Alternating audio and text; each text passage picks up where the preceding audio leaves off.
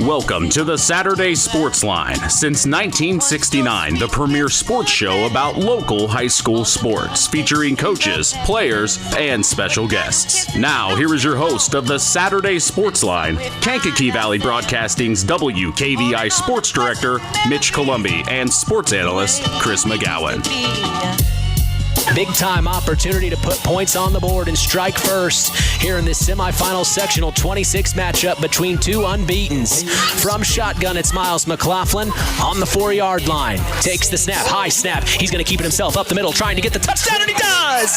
Touchdown, Miles McLaughlin. The Redskins strike first. And welcome to the Saturday Sports Line, the longest-running high school sports show in Indiana, thanks to our very own Harold Welter. October 28th, 2023. Big-time win for the Knox Redskins last night. A lot of sports are going on in our area today, but I wanted to open the show up. It's a little bit of a sad news. I'm sure several of us had seen it on social media, but our thoughts and prayers, of course, are with South Central. They unfortunately lost Marc in a car accident this past week, 16 years old, too young. And just wanted to bring that up. Been thinking about South Central. Of course, we love Satellite Nation and everything they do for us over there.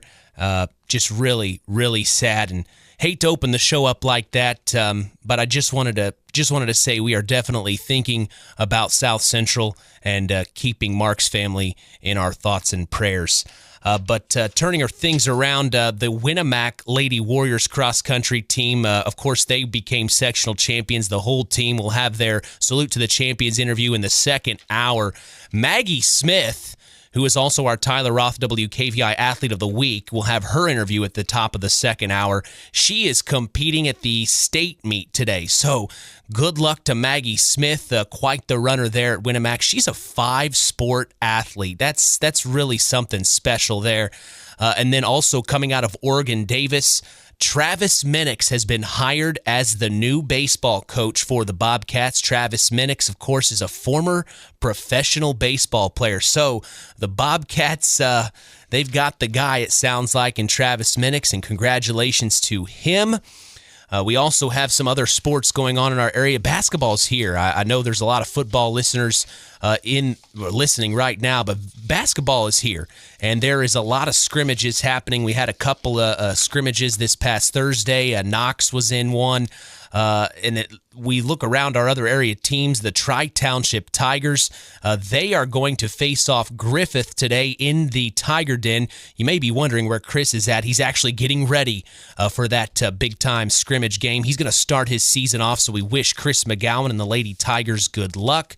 The South Central Lady Satellites take on River Forest today. 3 p.m. Central is the tip-off time. All scrimmages, by the way. The Culver Lady Cavaliers start their season today against Andrean. 12 p.m. Eastern is the tip-off time. Oregon Davis is facing Munster High School for their scrimmage in the Bobcat Den here at the end of our show at 10 a.m. Central. The North Judson-San Pierre Lady Blue Jays take on New Prairie High School in the Nest. Always a fun place to watch a game there. 10 a.m. Central is the tip-off time. We wish our area teams good luck. But boy, we got to talk about the Knox Redskins. 11-0 right now. They beat the West Noble Chargers in an exciting one, 15-13. If you joined us last night, you heard how exciting it was. Miles McLaughlin, from Tim Knowlton. Of course, if you don't know Tim Knowlton, to shine a light on him, he is the official statistician for the Knox Redskins, and he provides us with stats each week. And one stat that he said on Thursday, he said that Miles was tied for the career touchdown record here at Knox at the time. He said the next touchdown Miles would break that record. Well, Miles got 2 last night. So as of right now, Miles McLaughlin in his sophomore year has the career touchdown record at Knox. Another record to add to the resume, 50 career touchdowns as a sophomore. He is also close to beating the single-season yardage record at Knox. He needed 201 yards before last night. He got 131, so he is getting very close as the Knox Redskins take care of business against West Noble. They will host John Glenn this coming Friday. And we are going to be there for that one, as it's going to be a big-time sectional championship matchup for them. The North Judson-San Pierre Blue Jays also took care of business. Stark County football looking strong as they beat South Newton 42-0. They will have a rematch opportunity on the road in Bourbon for the second time this season. Boy, it's going to be a good one. 6:30 p.m. Central is the scheduled kickoff time. The Culver Cavaliers, man, it was a tough season for them. They got their first win last week against South Central in a rematch game for the first round of sectionals, but last night they ran into a very good Triton team and fell 56-0. We will hear from head coach Austin Foust at the bottom of this hour. He's normally in the second hour, but since we had some coaches not here this morning, we are going to bring him in for the last interview of the first hour. And then finally, upsetting news out of Francisville, a tough one last night. The West Central Trojans on the road, the second game in a row. You know, they didn't get to host a sectional game this year. If they were able to win last night, they would have hosted the championship game. Tough way to go out. They fell to Tri-Central 17-8. They finish off their season at 8-3, and coming in this morning to the studio, we are honored to have head coach of the West Central Trojans, Marc. Coach, I know this was probably a tough drive for you to make this morning, but I sure do appreciate you coming in. Let's start it from the top and let our listeners know what happened last night. Yeah, it's was a long drive this morning after the long drive last night. Not a whole lot of sleep took place, but sure. Last night we went to Tri-Central, and it was a 7:30 kickoff, so it was a little bit later. That way we had some time to get there and didn't feel rushed. And we got off the bus after an hour and 40-something minutes, and it felt weird last night. It was in the 70-degree range, and It was humid, and it didn't feel like October. It felt more like the beginning of September. Well, and the last couple of weeks has been rainy and cold for you guys, so it just kind of threw everybody off. Quite a bit different of a feel there, but we came out in the first half. First quarter, we had some opportunities. We just weren't able to capitalize on it. Their first possession, we had an opportunity there. We could have had a pick six, it looked like, but we just dropped it. Later in the first quarter, we had an opportunity to maybe get a deep pass on them. We had a guy open that we didn't see. And then when we were moving the ball, unfortunately, it seemed like every time we moved it, and we did the first two possessions there, we moved it well, we got a penalty that would back us up and put us behind the sticks there. But defensively, we played really well. Defensively in that first half, we held them to a total of, I think it was 67 or 69 yards. Mm-hmm. All they did was run the ball. They threw two passes on the night. One of them we almost intercepted, and then another one was a screen pass. So not very much passing, so a lot of running from them. They were big up front. For a 1A school, they had three guys that were 6'4", 6'3", somewhere in there, and were 300 pounds. My goodness! So you don't typically see a lot of. You might have a school that has one of those guys, but they had three guys that were about that 6'3", 6'4" range, 300 pounds, and they could move. They moved pretty well. They weren't just like the guys that were just there taking up space. They did a nice job moving. And then their other two guys on the offensive line were 220. So. If you look at our team, size. If you look at our team, we don't have that size. Right. We got maybe one kid that's got that size, but our kids played really well defensively in that first half.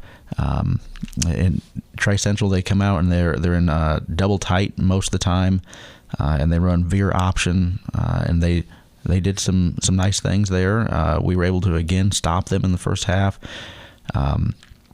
They did second quarter.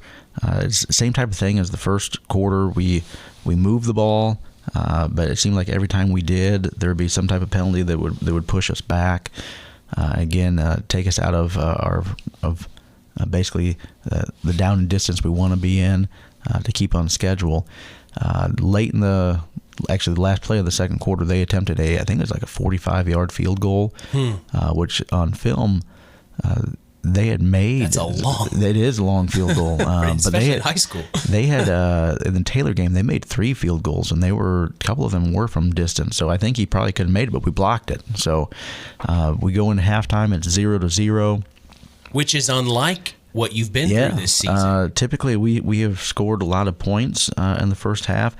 Other than, if you look at the other 2 losses we had leading into it, we didn't score in the first half. And both those games we were down 14-0 at halftime. Then this game was 0-0. But we told the kids, like, hey, we get the ball.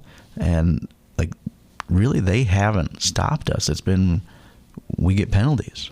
And then we get behind the sticks there, and it's hard to recover at times. And so it was just keep doing what we're doing, and then defensively,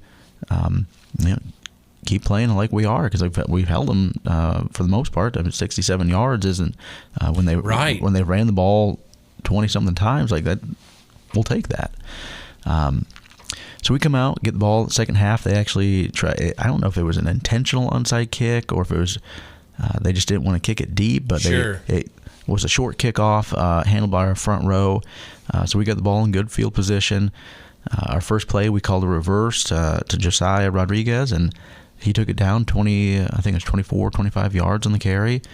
So we're moving the ball already. We're down inside their 25 at this point. We run a couple more plays. We're moving the ball, and then we fumble it.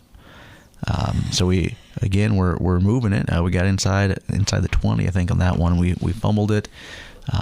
They picked it up. They returned it to about midfield, I believe it was. Mm-hmm. They go down and they score. So we're down at 7-0 now. Next possession, there was again another short kickoff. This one was a little bit deeper, but we still returned it up about to midfield.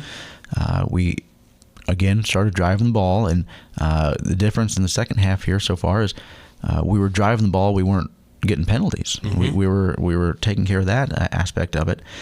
We drove the ball again inside the 25. I think it was around the 20 once again, and we fumbled again. So 2 back-to-back series where we were doing nice things offensively. They weren't really able to stop what we were trying to do. We were making really good reads. We were blocking well. We just fumbled it twice. So then defense goes out there, and I believe it's either on the first play or the second play after that, we force a fumble, and we pick it up, and Felipe Bazan runs it in, and then we add the 2-point conversion by Connor Marlatt, and we're up 8-7. So we got momentum at that point. Things are looking good. It's late in the third quarter at that point. They start their drive. I think it was they maybe ran 2 or 3 plays, and then it's the end of the third quarter. So we're going in the fourth quarter, and they ended up their first play of the fourth quarter there, 54-yard touchdown. So now they're up 14-8 at that point. We're making some, again, on our next drive. We're moving the ball. Things are looking good. We ran a jet sweep to Spencer Lehman. Mm-hmm. Takes it 50 yards in the end zone, it looks like, but a flag comes out. We had another holding call. This one was somewhere around the 15-yard line, so very late in the play.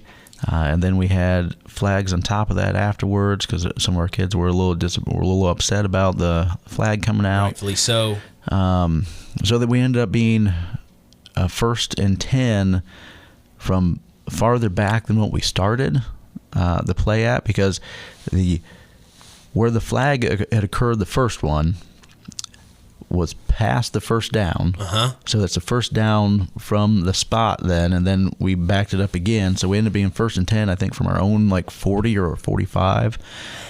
So we started moving the ball a little bit again, but then we ended up not being able to score on that drive. We got sacked on a couple pass plays. We ended up having a 4th and close to 30, I think, on that drive, and we just we couldn't get anything done with that. So they got the ball back. There's about 4 minutes somewhere in there to go. They drove down. They had their very first play was a big one, 40-yard run, set them up around the 15. Defense was able to stop them. They kicked a field goal, went up 17-8 at that point. And then we tried to kept playing hard. The kids again we got a good return by Spencer Lehman, set us up. We got a good pass play to Christian Hughes right off the bat. We got 20 yards there. Then we just we couldn't complete another pass after that, so we ended up turning over the ball, and they took a knee, and that was the game. So the kids, they played hard. They didn't stop fighting until the very end there. And as a coach, that's all you ask for, is for them to give it everything they have, and we did that last night. Unfortunately, we just we didn't take advantage of our opportunities early in the first quarter, in the first half. We ended up having 3 turnovers on the night. We only forced 1, so we were -2 there. Penalty-wise, we had 8 penalties for 98 yards. So penalties and turnovers at this time of the year, like you just can't have those, and unfortunately we did. Well, it seems like that's been an issue that you've had to deal with throughout this season. You're not only playing the other team, you're having to play with some other things out there on the field. I'm sure that's, like you said, the kids are upset about it, and then when they show they're upset about it, which rightfully so, then they get another flag. It just seems like it just must have snowballed from there. At times it has felt like that, and we try to get on the kids and make sure, like, hey, there's nothing we can do about it, and we got to move forward and in the next play. And we did that for the most part last night, and we kept trying to fight back, and that's one of the things I was very happy to see, very proud of the guys, and they've done that all year. Yeah. And all 3 of our losses, we've kind of just dug ourselves a hole, and then we had to fight and scrap and try to get back in it, and we were able to in all those games, which is great to see. It would have been nicer if we wouldn't have put ourselves in that hole to begin with, but those are life lessons, and that's one of the things we talked about last night after the game. Is in life, things don't go your way all the time, so you got to make sure that you handle things the right way, and you always fight back and do everything you can to get back in it. And again, I thought we did that last night. I was very proud of the effort the guys had. Defensively, we had that blocked field goal by Josiah. We had a fumble recovery by Felipe Bazan that he ran back for a touchdown. We had Dre Villarreal, who's led us on defense all year. He had 11 tackles last night. Max Scholes, who was a defensive lineman for us, our center, he ended up with 9 tackles last night, and wow. I don't know. That's really good. I don't know if on the year he's got that many, but he played really well last night. Just did a nice job. Jacob Pilarski did a nice job. He had 8 tackles last night for us. We just had a lot of guys that were plugging it in there, and we ended up running a 6 front against them and a 5 front at different time points, just because they're lining up double tight. They got 7 guys across there, and the smallest one's 180 pounds, and then they've got.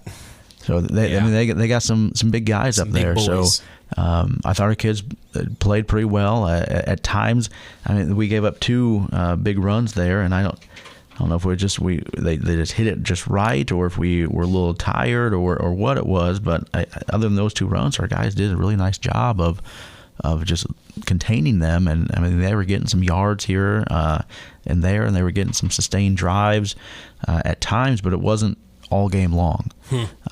So I thought our kids did a nice job of dealing with the size. And then we were on offense, those same guys were playing. Like they had not every one of those 300-pounders were playing, but they had 1 or 2 of them in there all the time. And then there are other guys who are still big as well. So offensively, I thought we did a nice job of getting to our blocks for the most part of the night. Again, we hurt ourselves with penalties and then and turnovers. Other than that, we were moving the ball and having success with what we were trying to do. So those are all things that unfortunately we can't do anything about this year, but it's all things that we can learn from and work towards in the future. Well, got to talk about the seniors. I know it didn't end the way they wanted to, but you got some seniors on this team and really good athletes. Very good athletes. Yes. I'm sure that was hard to say goodbye to some of them last night. I'll give you the floor to shine a light on your seniors. Yeah, we've had 8 seniors this year that they've had a lot. They played a lot of football for us. Last year's group that we had, that was a big group of seniors that had to play a lot of football for us, and then this year's group was had a lot of kids that had to play a lot of football for us early, and it was because of the classes in front of them. We had 3-year period there where each of those classes only had 2 to 3 kids. One of them, I think, had 4. So weren't a whole lot of numbers there. So these last year's group and this year's group of seniors, they had to play when they were freshmen, and they weren't ready at that point. So they were kind of just thrown in there, and we said, hey, good luck type thing. And they played hard, and they learned from all those early years, and they got in the weight room. They got bigger. They decided, hey, we don't like this. We don't want to get beat on like this. So last year's group, this year's group, they went through a lot of stuff when they were freshmen and sophomore. And then last year we had the breakthrough season there where we went 10-2, and then we followed it up this year with the 8-3 campaign. And it's because of those guys from last year and these guys this year. Leading the way for us offensively is Connor Marlatt. Last year, this year, just did an outstanding job for us. This year, he was our leading rusher again.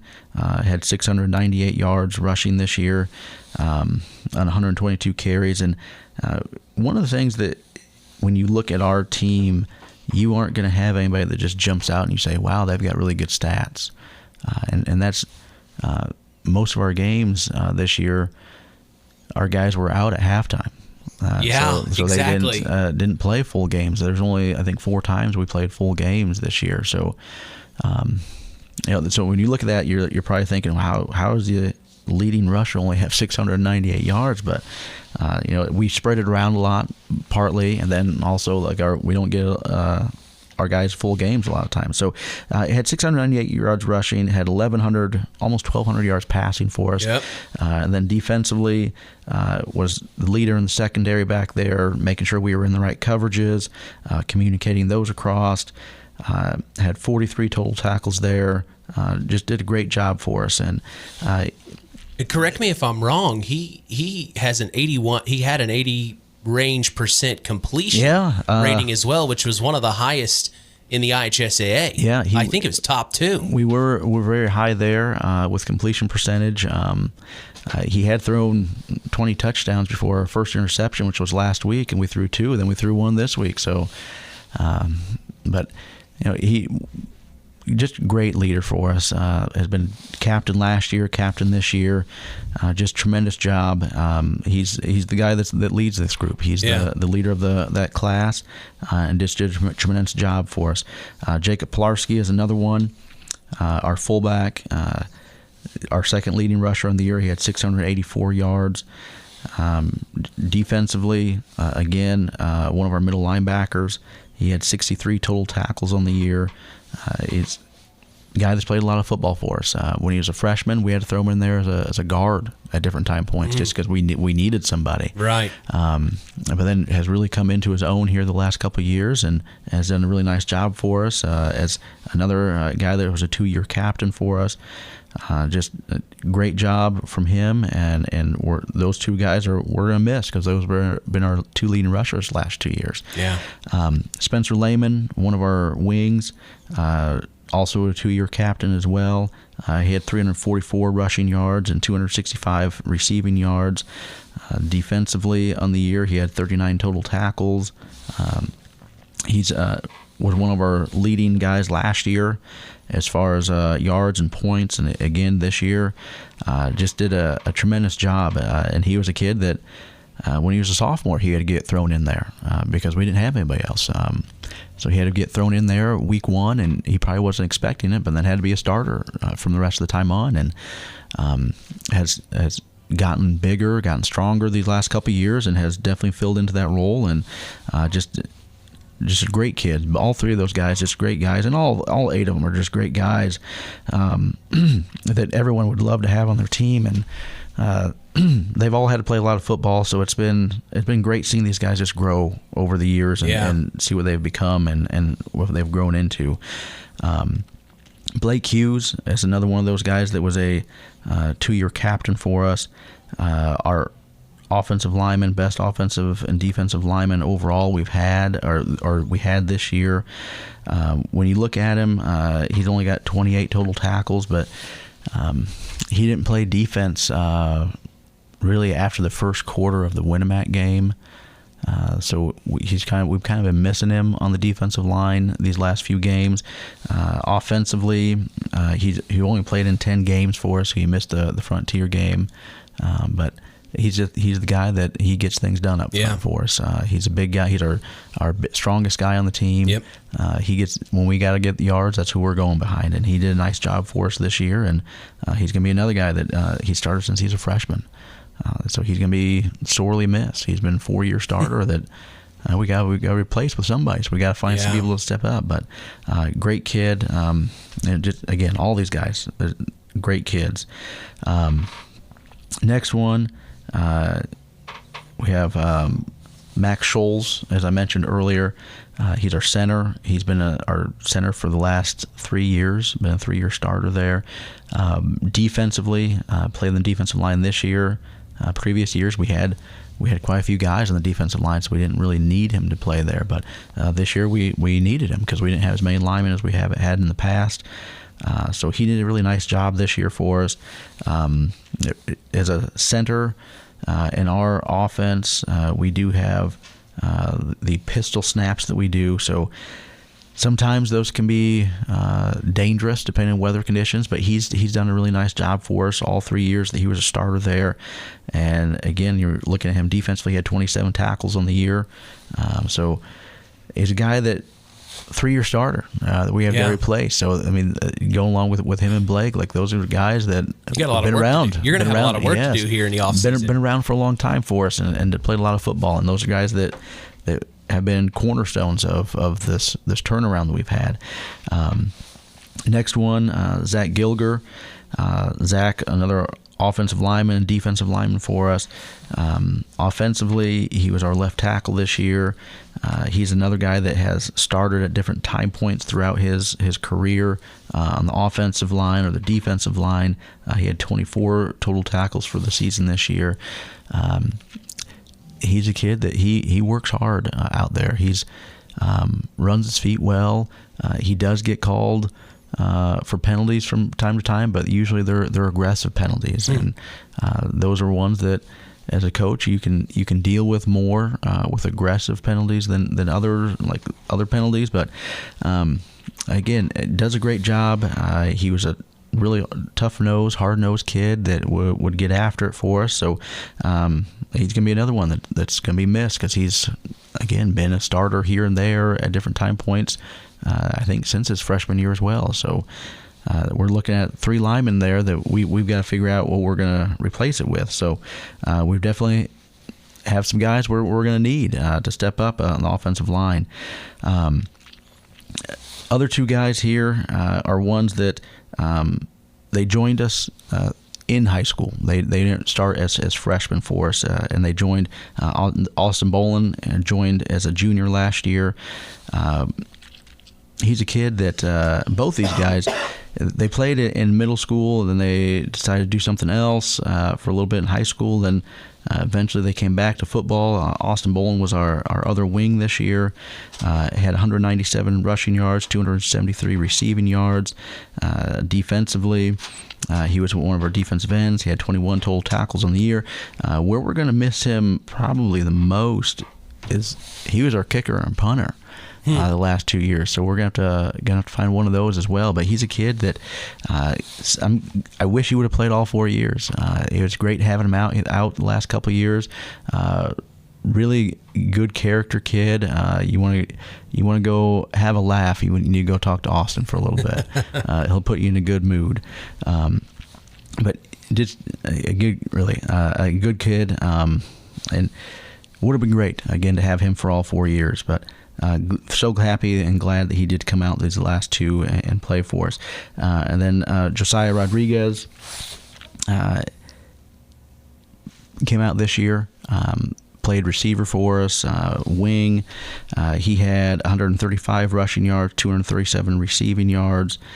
Defensively for us this year, he had 27 tackles, 2 interceptions, and had a block field goal last night, had a fumble recovery, and he was our return guy. He's the guy that he did have a kickoff return this year for a touchdown, but he also returned others that set us up in really good field position. And he's a kid that kind of followed his brother's footsteps, where they Zion Rodriguez last year came out as a senior, played for us, and did a really nice job, and Josiah's the same way. Both of them did cross country their first 3 years of high school, then came back to football for their last one. And their younger brother Ezra, he started football as a freshman, so hopefully he's got some big shoes to fill. But Josiah is another one of those guys that just a great kid to have around and talk to, and another one that it would have been great to have him for all 4 years, and unfortunately we didn't. But so happy that he came out for the fourth one, or his fourth year here, and we got him for one, and it's just great kid to have on your team, and a very athletic kid, and those are always ones that you like to have. And again, just high character kid that is great to have there. So all 8 of those guys, they played a lot of football for us, and especially this year. Then those other 6 that were around since the beginning, like those guys, they played since they were freshmen, a lot of them. So it's going to be a lot of stuff to replace, but we got guys that they're going to be capable, and we've got guys that are going to have to step up, and we're going to see what we're made of as we go forward this year, or this next year.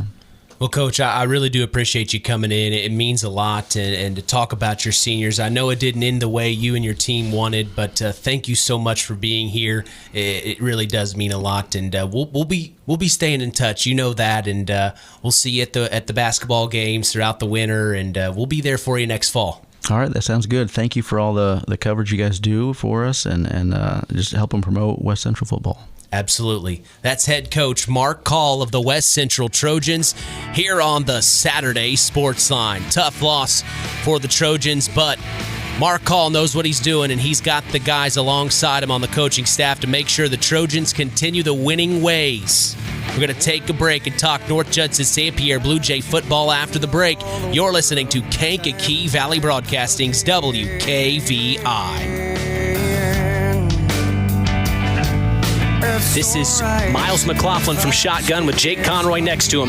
Takes the snap, keeps it himself up the middle, and he's going to get it easily. Lowers that head and fights his way forward. A 2-point conversion is made. 8-0 here at Community Field. It looks like Miles McLaughlin is showing himself in shotgun with Jake Conroy at his right hip. From the 43, takes the snap, fakes the handoff, pulls it himself. Now up the middle, breaks a tackle, across the 50, now to the 45 on the other side of the field, and Miles McLaughlin says, "First down, boys."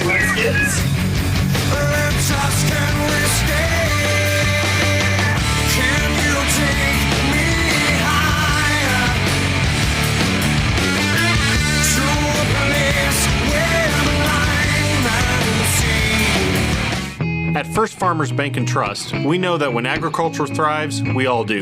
It's the heart and grit of our agricultural communities that keep the crops coming in and the livestock cared for. Hi, I'm Isaac Blue, your ag lender at First Farmers here in Knox and North Judson. Thank you for all your hard work. And when you're ready to talk about taking your ag operation to the next level, come by for a visit. Let's harvest success together. First Farmers Bank and Trust, member FDIC, equal opportunity lender. Stay tuned for more sports talk with Mitch Columbi and Chris McGowan on the longest-running high school sports show in Indiana, the Saturday Sports Line. Real magic is everywhere. It's in your mom's cooking, in 4-hour dinners with friends, in that first bite of something new, and in the fizz of a Coca-Cola.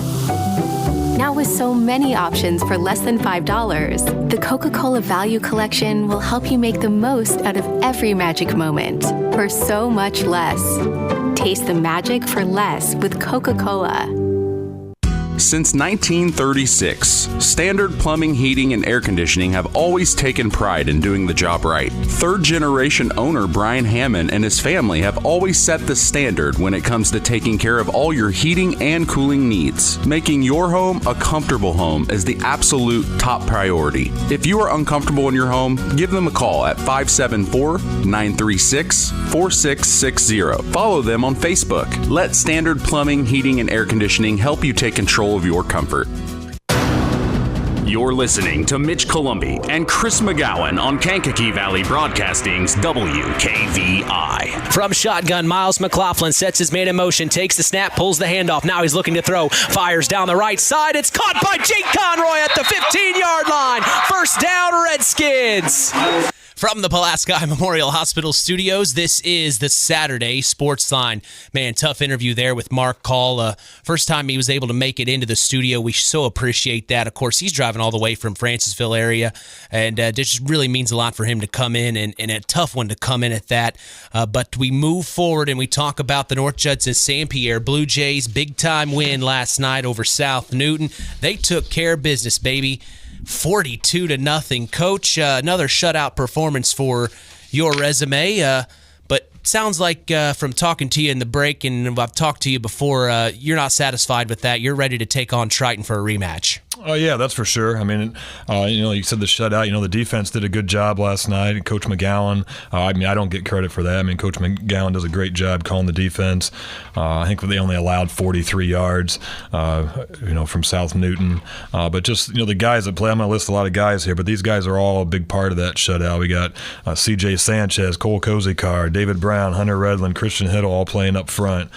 Brock Benson, Braden State, and Grayson McDaniel, Aiden Christensen all playing as linebackers, and then Noah Radtke, Damian Frazier, Josiah McDaniel, Trey McGowan, Matt Hall, they all did a good job as DB. So those I think about 15 guys there all did a real good job just really shutting South Newton down. And South Newton, they have some athletes, and that gave us a little bit of worry during the week, but those guys stepped up well and just did a good job defensively. And I know C.J. Sanchez, he were trying to get him rounded into shape because he didn't come back until the Triton game. That was his first game in week 7. Like last night, he had, just looking at the stats, he had 10 tackles and 4.5 sacks last night. So that's not too bad. And he looked like a man out there. By your standards, that's he's just but he had a great game. Then offensively, we had 469 yards of offense. Josiah was 4 out of 5 passing, 62 yards. He had 7 carries for 129 yards and 3 touchdowns. Grayson McDaniel had 9 carries for 57 yards. Brock had 12 carries for 82 yards, a touchdown. Trey McGowan had 2 catches for 41 yards, and he had 5 carries for 64 yards. He had a touchdown. Then Aiden Christensen did a good job in the fourth quarter carrying the ball, 5 carries, 44 yards, and a touchdown. We did what we had to do. No offense to South Newton, but we felt coming in the game that we'd be all right. We had to execute, and we could get the job done, and we probably had a little bit of that look ahead mentality from our players, and I think that kind of showed a little bit last night. We came out strong last night, scored on our first 2 possessions, but the second quarter got a little sloppy. We had like 3 turnovers in the second quarter. It was just not like us at all, and just some turnovers and turnovers and penalties and. But again, I don't necessarily. It's not that we weren't trying hard. It's I don't know if our mind was completely on South Newton. I think they might have already been playing on a Friday in November, which is what we're doing. I mean, this is 6 years in a row for our program that we're playing at least for a sectional championship, and this is what. That's what football is all about. I mean, this is what we see for our program is playing in November and getting the opportunity to get your picture on the wall and get a trophy in the trophy case, and we're have the situation in front of us where we can accomplish that and try to add something. But we got Triton, and our worst loss of the year, hands down. Yep. And we got 4 of them, but 3 of those games we lost. We were leading in the fourth quarter and had an opportunity at the end to win, but that wasn't one of those games. I mean, they really smacked us in the mouth. They came out, ready to play. They outcoached us. They outplayed us. They out-hustled us, and I think since then we've, I think we learned some lessons in that game. I know I was very disappointed. I probably sounded like it on the radio after week 7, but I really think our kids have responded well. Against LaVille. Against LaVille, yeah. Even though that was a loss, we played very well, and then, I think these last 3 weeks, we've taken care of business and gotten the victories. But yeah, we got a nice game in front of us. Well, and something that I remember you telling me preparing for that game against LaVille, you said, "Hey, if I'm LaVille, I'm throwing to deep because that's what Triton did because that's exactly what we're not doing good at, and we're trying to button that up." Is that still a concern for you? We're working on things in practice. I mean, and that's what you do. I mean, sometimes you get exposed, and then you go back to the drawing board. You figure out why that happened, and it's not always just people see your pass defense. Let's say you give up some big passes, and they always want to look straight to the defensive backs, and sometimes it is, but other times maybe a linebacker wasn't in the right spot, or maybe D-line should have been getting a piece of that tight end, not to give them a free release, and they didn't do it, or maybe the pass rush wasn't there, or they let the quarterback outside the pocket. So there was a lot of things that went wrong in that first game, and then offensively, just the execution wasn't there in that first one, and we ran the football decent, but it wasn't it just wasn't the execution that we would have liked. We had some turnovers in that game too, but those are excuses, and what really happened ultimately was Triton came out to play hard, and they dominated us. So here we are. Like I told the guys after the game last night, I really believe, life's all about redemption. And yes, and with life, it could be, athletics, it could be, your personal life, it could be your work life. But when you get that opportunity, it doesn't always happen. So you don't always get that opportunity for redemption.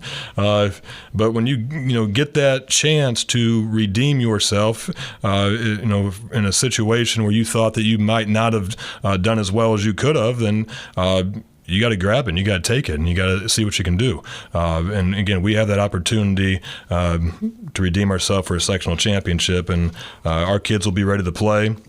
But on the flip side, I know Triton will as well. So I think this is going to be just an awesome football game. I really believe that. This is what November football is all about, and that's what we're going to be getting to here, and that's what gets me excited. I don't get excited for too many regular season games. I love being out there on Friday nights, and don't get me wrong, I like every Friday night, but it just feels a little bit different when you get in the playoffs, and when you know that there's hardware on the line. Yeah. That's what it's all about for me as a coach, for sure. One thing I've noticed over the last year that I've been here is it's always focused early on in the season about, when you face Knox, and then after you face Knox, it's about representing Stark County football. And right now we've got both Stark County teams in a sectional championship game, and I can only imagine you and your Blue Jays want to represent Stark County well this coming Friday. Well, yeah, and just, our conference in general is doing a good job, and we have the chance as a conference to get 3 teams, on to regionals. Of course, us and Triton, obviously, somebody's going to have to lose in that game.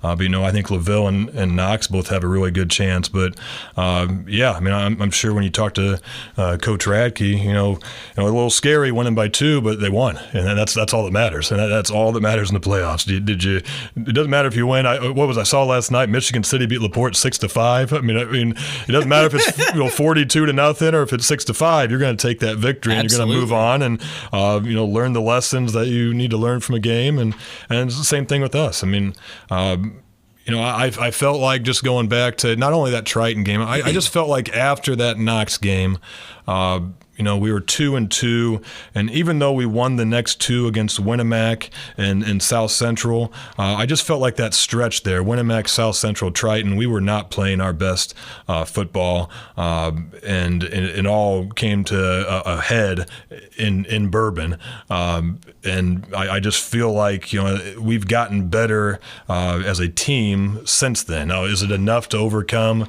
the margin that we lost by? I don't know. Because they still have, Shively and company over there. I really feel like their coaches are doing a good job scheme-wise with what they have. They get after it up front. That's a good football team. And what you can't fall into, and maybe we did this the first time, is you can't fall into it's Shively. No. If you come in there thinking, we're shut down Shively, we're going to win the game, well, number 42, number 12, number 85, there are other guys, as we saw the first game, they can make you look stupid real fast. Maybe go as far as to say, you just got to play Blue Jay football. That's exactly right, and you need to know where Shively's at. But you better just be you. Have your eyes in the right spot on defense. Don't be caught with peeking in the backfield. Read your keys. Be technique strong. In all phases, and get after it. And I feel like that's what it's all about. And then special teams. I know the first game we had a couple special teams errors. Even last week in the Pioneer game, our kickoff coverage was atrocious. So believe it or not, we worked on it a lot this week, and it was a lot better. The best it's looked all year last night. And you got to think about that. And when Triton and like LaVille and even Knox has a pretty good kickoff coverage and with Conroy kicking, when they're putting you back and you're starting at the 20. But when we're kicking off and they're starting at the 45 that's or the 50, a lot different. Yeah, I mean that's not good for your defensive coordinator, and that's not good for field position. But last night I thought we did a lot better on kickoff coverage. We're going to continue working on that more this week. Because again, it's huge. Field position is huge in the playoffs. Holding on to the football, not committing penalties. Can you run the ball and get a big pass play when the opportunity arises? And then obviously the defense just has to play, hit hard, and be in the right spots. And again, I can't wait. You wouldn't have it any other way. No, and I can't. You want this? I do, but hopefully every coach wants this at this point. Absolutely. They better, and if they don't, then they deserve to lose. Yeah. I mean, if a coach isn't excited about playing a sectional championship, I guess you're just a loser. I mean, there's no other way to say it but that. So we're going to come and get after it here on Friday, and we'll see what happens when the game's over. But we're excited. The Blue Jays are excited, and we're not going to let that score from the first game dictate how this game goes. Well, Coach, we're going to be keeping our eye on you. It sounds like it's going to be a very exciting game in Bourbon, Indiana. Good luck this coming Friday, and we look forward to chatting next Saturday about a big Blue Jay win. Yeah, and just let's get some fans there supporting these guys. That they'll feed off that, and good luck to Knox and Stark County. Let's see if we can get Stark County on the map for football. I mean, I think we have been lately. I think it's a pretty awesome thing. Maybe Oregon Davis needs to start a football program. Get something going there. Terry Minix might not want. He wants a basketball. He wants to stay and play basketball. Yeah, you might be right. Coach, thanks for coming in. All right, thank you. All right, that's head coach of the North Judson-San Pierre Blue Jays, Brett Lambert, here on the Saturday Sports Line. We're going to take a break and come back. We're going to talk about the Knox Redskins, the other football team here in Stark County. They're 11-0 this morning, ladies and gentlemen, 11-0, and they are facing John Glenn in the sectional championship round this coming Friday. Don't go anywhere. We're taking a break. So with risk comes great reward for the Chargers. 1st and 10 coming up on 4 minutes. They are down 8 points. Yates sets his man in motion, sets to take this from shotgun, fakes the handoff, looking to throw. He is sacked in the backfield all the way at the 21-yard line. Big time sack by number 33 of the Knox Redskins, Keegan Everidge, the sophomore. So knocking on the door are the West Noble Chargers. It's Drew Yates set to take this from shotgun. He has Trevor Steele to his left. Sets his man in motion. Takes the snap, looks to throw. Nothing there. Fires over the middle. And it's intercepted!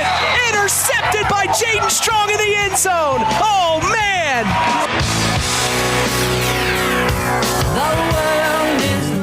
Real magic is everywhere. It's in your mom's cooking. In 4-hour dinners with friends. In that first bite of something new. And in the fizz of a Coca-Cola.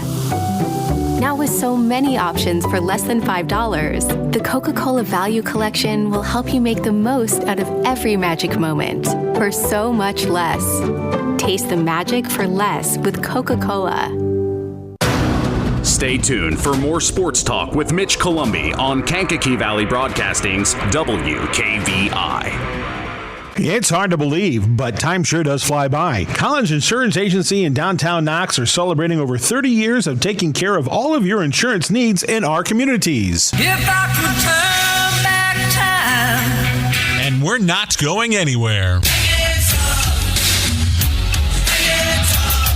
Stop in and see Jim and the crew at Collins Insurance Agency in downtown Knox. Insurance you can count on from a business you've trusted since 1989. Proud presidential partners of Western Reserve. Let's continue the conversation with area high school coaches and more on the Saturday Sports Line. Yates from shotgun takes the snap, rolls out to his right. He's going to try to fight around the edge, and he's not going to get the two-point conversion.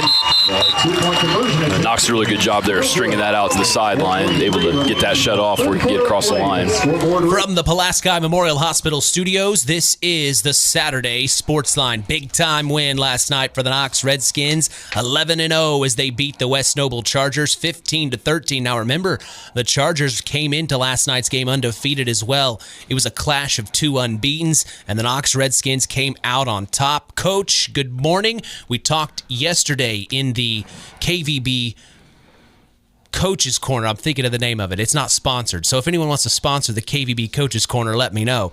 But anyway, in the KVB Coaches Corner yesterday in the Coca-Cola pregame show, you said it's all going to be about ball control. And we looked at the stats from Tim Knowlton afterwards, and I think from my perspective, you controlled the ball well and let that clock continue to roll. It was definitely a clash of a couple good defenses that were really coming at each other hard. And sometimes what you predict does come about. I mean, we had 17 first downs. They only had 9. We had the ball for 33 and a half minutes. They only had it for 14. Sometimes, you just want to get those 4 or 5 yards and hopefully pop one here and there. But if you can get some defense that works to your advantage, that and get the ball back to you, you want to try to hold on to that ball the best you can. And we did do a good job with that last night. Well, let's talk about it. From your perspective, for me up in the booth, I'm not coaching, but it was a little stressful for me watching the game. What was the stress levels like for you on a scale of 1 to 10? Well, it's definitely a 10 because of the fact that, you just got to go on right now. I mean, we got practice here at 9:30. We can't dwell on what happened so much last night. We got to get going for the next one, and that's what you got to do at this level. But we did have some situations during the week, and, I don't think we had a lot of lackadaisical attitudes in some things, showing up to meetings late, practices late. Of course, you say, okay, then we're going to go longer. Well, that's just a punishment to the coaches. The thing is, we're going to get done what we have to get done. We need to get back on that level that we're accountable for who we are and what we got to get done. And like you saying, the stress situation of it, we had, and we played them last year the same way. That we got down in the red zone 2 other times and we didn't score. And we were going to have to kick off the second half 8-0. And if we could have got those points in, first we get called for a motion and then a miscalculation, and we have sometimes you got to make the big catch. Big catch has got to be made at times. We did it in our first series, but then there's other times where the ball is hitting receivers in their hands and they're not just holding on to it. You think, well, Coach, how many times you throwing the ball? Well, we threw it 6 times. That's quite an exorbitant amount. And 2 of those were caught, I still think the other 4 were within range. And you got to get those things, get them done. And psychologically, it wears on the players at certain times, but defensively, they want to. We make sure that our offense clicks so that our defense can excel. And if they don't get that opportunity where there's a turnover or whatever, which we did do last night, I mean, I got to give it to Jaden Strong. That boy listened to everything we talked to him in our scouting reports and our preparation for the ball game, that he was going to do a certain thing, and we held him. I think it was either third goal for the 4 or 5, or maybe it was even 4th down. I'm not sure, but he made an interception in the end zone on their first drive. Right. They get us the ball back. Yep. And that's very good. But not to say to him, on the very last play of the game on them on offense, he left the receiver wide open down the sideline. And they almost had him. And they almost had it. So, but that again, we're kids that are growing up to be men, and we'll take all those little things like that as an example to get ourselves all a little bit better on it. But you're right. The attacking of our areas has got to be improved on, but it's still an exciting part to watch these kids have fun out there. They enjoyed the aftermath, but it was 2 10-0 teams going at each other, there's no doubt. Well, I was listening to the Saturday Morning Coaches Show on KVB's WYMR with the boss, Tony Ross, Max 98.3 FM this morning. He talked with head coach John Barron of the John Glenn Falcons. Coach Barron said something interesting. He said that he's been coaching or playing against you, or has known you since 1984, and he said that you ended his high school football career beating him. I don't know what year he said it was, but that's how long he's known you, for quite a long time. What do you know about him? What do you know about the John Glenn Falcons that you can share with us? Well, that was quite a battle. David Hall back in that year when he was playing Barron. So you know what I'm talking about. Okay. Yeah, it was a clash between 2 great athletes, and we beat Mishawaka Marion at our place, I believe something like 12-7 or something. And the click and a connection from there. Throughout all the years of coaching, he's been an assistant coach against us as well as a head coach at Griffith and at New Prairie, and here and now at Knox. So, the insights are there. The importance of the game is going to be there, and I got to really give it to our I think our seniors realized what happened last night. They weren't ready. They were kind of mad after the game, and I hope they come out with that attitude, because. I got to give it to our offensive number 2s, next year's starters. Those guys have to exemplify every play. You look at Lucas Skelly and Garen Phipps in the backfield, and Aiden Reed and Peyton McNeil up there at center, and Easton Minix now. He got back this week from that injury. Not that he's one of those, but bringing him in on the varsity was good for us. Along with next week, we should have Hayden Smith back. He had gotten in a car wreck, and luckily he came out in good shape, but the telephone pulled in him. You throw Isaac Singleton in there, and Cody Keene and Maddox Kinder, Caden Gardner, Derek Katras. These guys all take hits all day long. Hunter Henderson, Cameron Duff, Nigel Thompson, Ashton Walker, Gage Craig, and Aiden Houston. I might have forgot some, but there's 15 or 16 guys right there that are really, they got to realize that these seniors, they were freshmen, and they took it when they were young. Yep.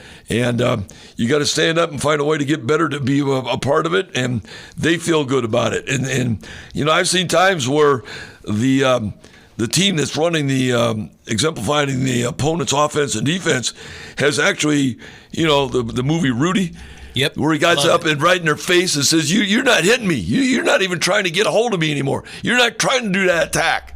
The big Notre Dame guys 3 times his size and an All-American, going to play pros, kind of walks away from him. Because he doesn't play, he doesn't respect him. And he gets right back in their face again and says, who do you think you are? You think you're not going to run me over? You're not going to knock me down? That's what some of these young kids have, that on our attitude. And I think our seniors will come about next week and play a much better football game. One other thing I wanted to bring up that Coach Barron said is he said, we're going to have to figure out, as in the Falcons, we're going to have to figure out how to play rugby. He said, just watching the Redskins or watching a Russ Radtke team, it's just you never know what they're going to do. They're running at you. They're coming at you at all different directions. Knowing that you're going up against a coach that knows your tendencies, does that change anything up for your weekly preparation? Well, the hardest thing to do is play a team twice in one season. We've been doing this now for quite a few years, all the way around. And you see it all the time. You know, the great victory last week of Caston over North White. Yes. And they had gotten beat earlier. Then they come back and got them. Yep. You got to understand that team that tasted that and understood that they had not done what they possibly want to do is going to come out with a little bit different attitude. And I guarantee starting here at practice at 9:30, we'll get ourselves in a much better attitude to play that way. Or you might find yourself sitting watching from the sidelines, and maybe one of these 15 or 16 guys are going to get their chance to play because they're going to play with an attitude. And it's very important. And we're not putting anybody down. No. You know, and we appreciate everything they all did because they did a great job. You know, they got 211 yards on the ground and 231. And like we said, possession of the ball. We had to punt last night 3 times. We had punted 3 times all year. Right. And those type of things, executing those specialty teams and all those elements that are involved in that group effort is fantastic. I got to give it, like you said, you asked me this morning, did you go to sleep last night, Coach? Well, I think we snoozed off a little bit here and there, but our assistant coaches were out early this morning, 4:30, 5 o'clock already, working on opportunities to come up with game situations and trying to scheme and come up with plays to make it exciting. You guys doing our game box here? We are. All right, right here. You can't now. If last night wasn't exciting, okay, this week's game, might have a snowball fight. I don't know. I heard it's going to be snowing. It's going to be snowing and may snow this week. Snowing on Tuesday. Of course, it was 70 degrees last night, and then now it's going to snow this week. Well, I had to convert the system. I couldn't find a maintenance department, but luckily I was able to put the air conditioning back on yesterday about 5:30. It got a little warm. Because it got warm in those locker rooms and the kids were dressed out. So you got to work with whatever Mother Nature gives you. But you got to be excited about the opportunity, you know. And I hope our guys are consistently all the time thinking about how they can get better and what we can do. In other words, you know, Vince Lombardi once said, "Your habits form your deeds, and your deeds form your character." And bad habits are a lot easier to come by than that of a good character. And that's what we were this last week. And hopefully we get these things straightened out. And This is what makes athletics great, is that if you get that one more chance, you don't have to wait 365 some days to go to it again next level. There's only 16 teams left. 16 teams left in every division right now. That's a lot of breakdown. And you want to be number 8. Yeah. And I guarantee John Glenn's going to come out with it, and they're going to give it everything they can. And they played some great contenders. I mean, they played against Tippecanoe New Valley. They played against us. They played against LaVille. They played against a South Bend school, Riley. These are all tough opponents that may have been able to knock them off earlier. Whereas right now, you know, I'm just glad we're playing here at Knox. And I'm just glad, that mystique that you have over there at Triton is the same thing you have at John Glenn. I just hate playing at that school. At Triton. Because or John Glenn is what I'm saying. Oh, really? I'm just saying, you come out of that top locker room and you're walking down into the stadium, you know, that gives that home team that advantage. Wow. And we are glad we're going to get to play here. Yeah. And community, bundle up, get out here. Let's get out here and have some fun with these kids and enjoy this opportunity that's been given to them. And heck, when we got in the locker room last night, I was so exhausted trying to go. I go, what's your guys' record? I couldn't even add the numbers up to get 11. To be 11-0, that seems almost impossible. And now you got to go all the way. And you got to fight. The reason I'm bringing that up is that right now, John Glenn's 1-0. Right. And we're 1-0. Yep. And if you want to play football, we're 2-0. And you want to see the game that's going to count, this is the big one. Yeah. And we'll get everybody healthy and get it back on there. And everybody, the parents, be supportive of us and anything we can, and the teachers, administration. But it comes to playing out there on the field and have an attitude that you feel good about who you are. What does Russ Radtke do after practice on Saturday afternoon? Well, we'll be... you take a nap?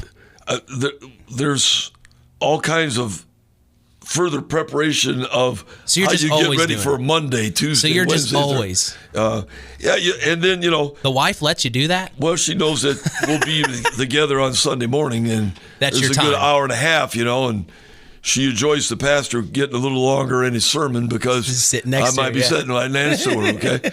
But as soon as that's over, we're out and going again, and we'll get those things all worked together and know that we're always going to give that time element for the community.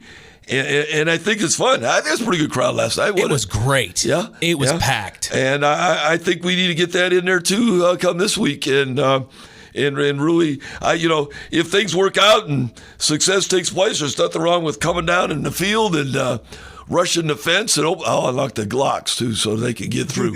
I'm telling you, the gates will be unlocked. I hope Neil Minix is listening. But maybe I'll have to take the locks with me. But Neil and our administration is just fantastic. Always wanting to offer opportunities and whatever that are positive. And when you have a coaching staff that works as hard as Coach White and Coach Short, and then you throw Bo in there and Tyler, and then you add Coach Marsh with Julio. I really appreciate all the time and effort that they put forward because it can't get done by one. And the mighty it can be strong. That we push these guys to a level that we give them have fun on Friday night. We want to make. I don't know whether I had them having fun last night. It seemed just a little stressful. It just seemed a little different. But that's my fault too. But because I've always stressed at practices and meetings, and I've had meetings with them, and one of our meetings this week, Coach Marsh and Coach Julio and I went at each other right in the meeting room, and there's nothing against that we want to do the best thing forward, but we've got to make sure that these kids, when they get into the game on Friday, just let it go. Yeah. Just do what comes natural now and play football. And I think that was some of the things that took place last night that we'll get it straightened up. Well, Coach, as always, I appreciate you coming in and talking with us. Yes, we are going to be there for you. We're going live. It looks like kickoff is scheduled for 6 Central, so we're going to be going live at 5:30 p.m. Central, 6:30 p.m. Eastern, right here on KVB's WKVI. I got to put my application in. You think the IHSA will accept? Well, don't put my name in there to find out. Right? Okay, don't bring me up as a recommendation. But I think we'll still split that time. So it's going to be Eastern, 7:30. 6:30 hours. Oh, okay. That's when the kickoff That just hasn't got approved yet. But they're on fast time. We're on slow time, so you usually split that in between so you can get the crowd and everybody there and have fun. So then we'll plan on going live at 7 Eastern, 6 Central. Well, Coach, I appreciate your time. Thank you so much for coming in, and congratulations, 11-0. Continue it. Good luck against John Glenn. All right. Thanks a lot. And for everybody else out there in our conference that's getting a shot at this, appreciate what you brought about by us having the community against you. And then those that are still going on, I think we have 1, 2, 3, 4, 5, 6. We got 5. I think we have at least 5 that are shooting for sectional champions. Right. So that's pretty good. And we'll see what comes about next Saturday morning. Head coach Russ Radtke here on the Saturday Sports Line. We appreciate him as the Knox Redskins continue the winning ways. This song's for you, Redskin Nation. How You Like Me Now by The Heavy. We're going to take a break and come back. We're going to get head coach of the Culver Cavs, on the line. Austin Foust, that's on the other side of the break. You're listening to the Saturday Sports Line.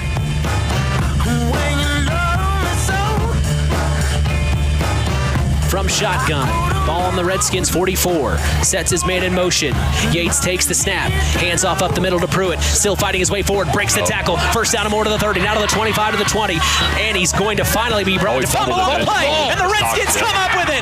Oh man, big time recovery by number 3, Jaden Strong. A huge run by Seth Pruitt. He lowered his head and tried to truck a Redskin over. It didn't work. They stripped the ball. The Redskins were prepared. How you like me now?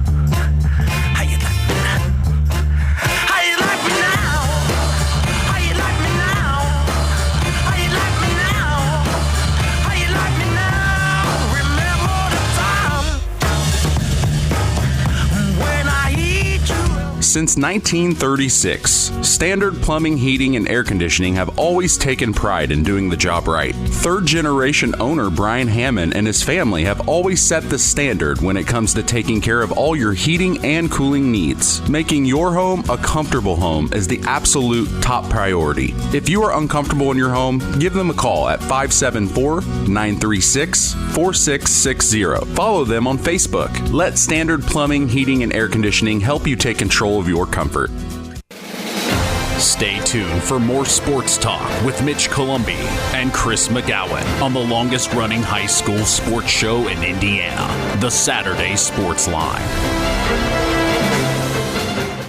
At First Farmers Bank and Trust, we know that when agriculture thrives, we all do.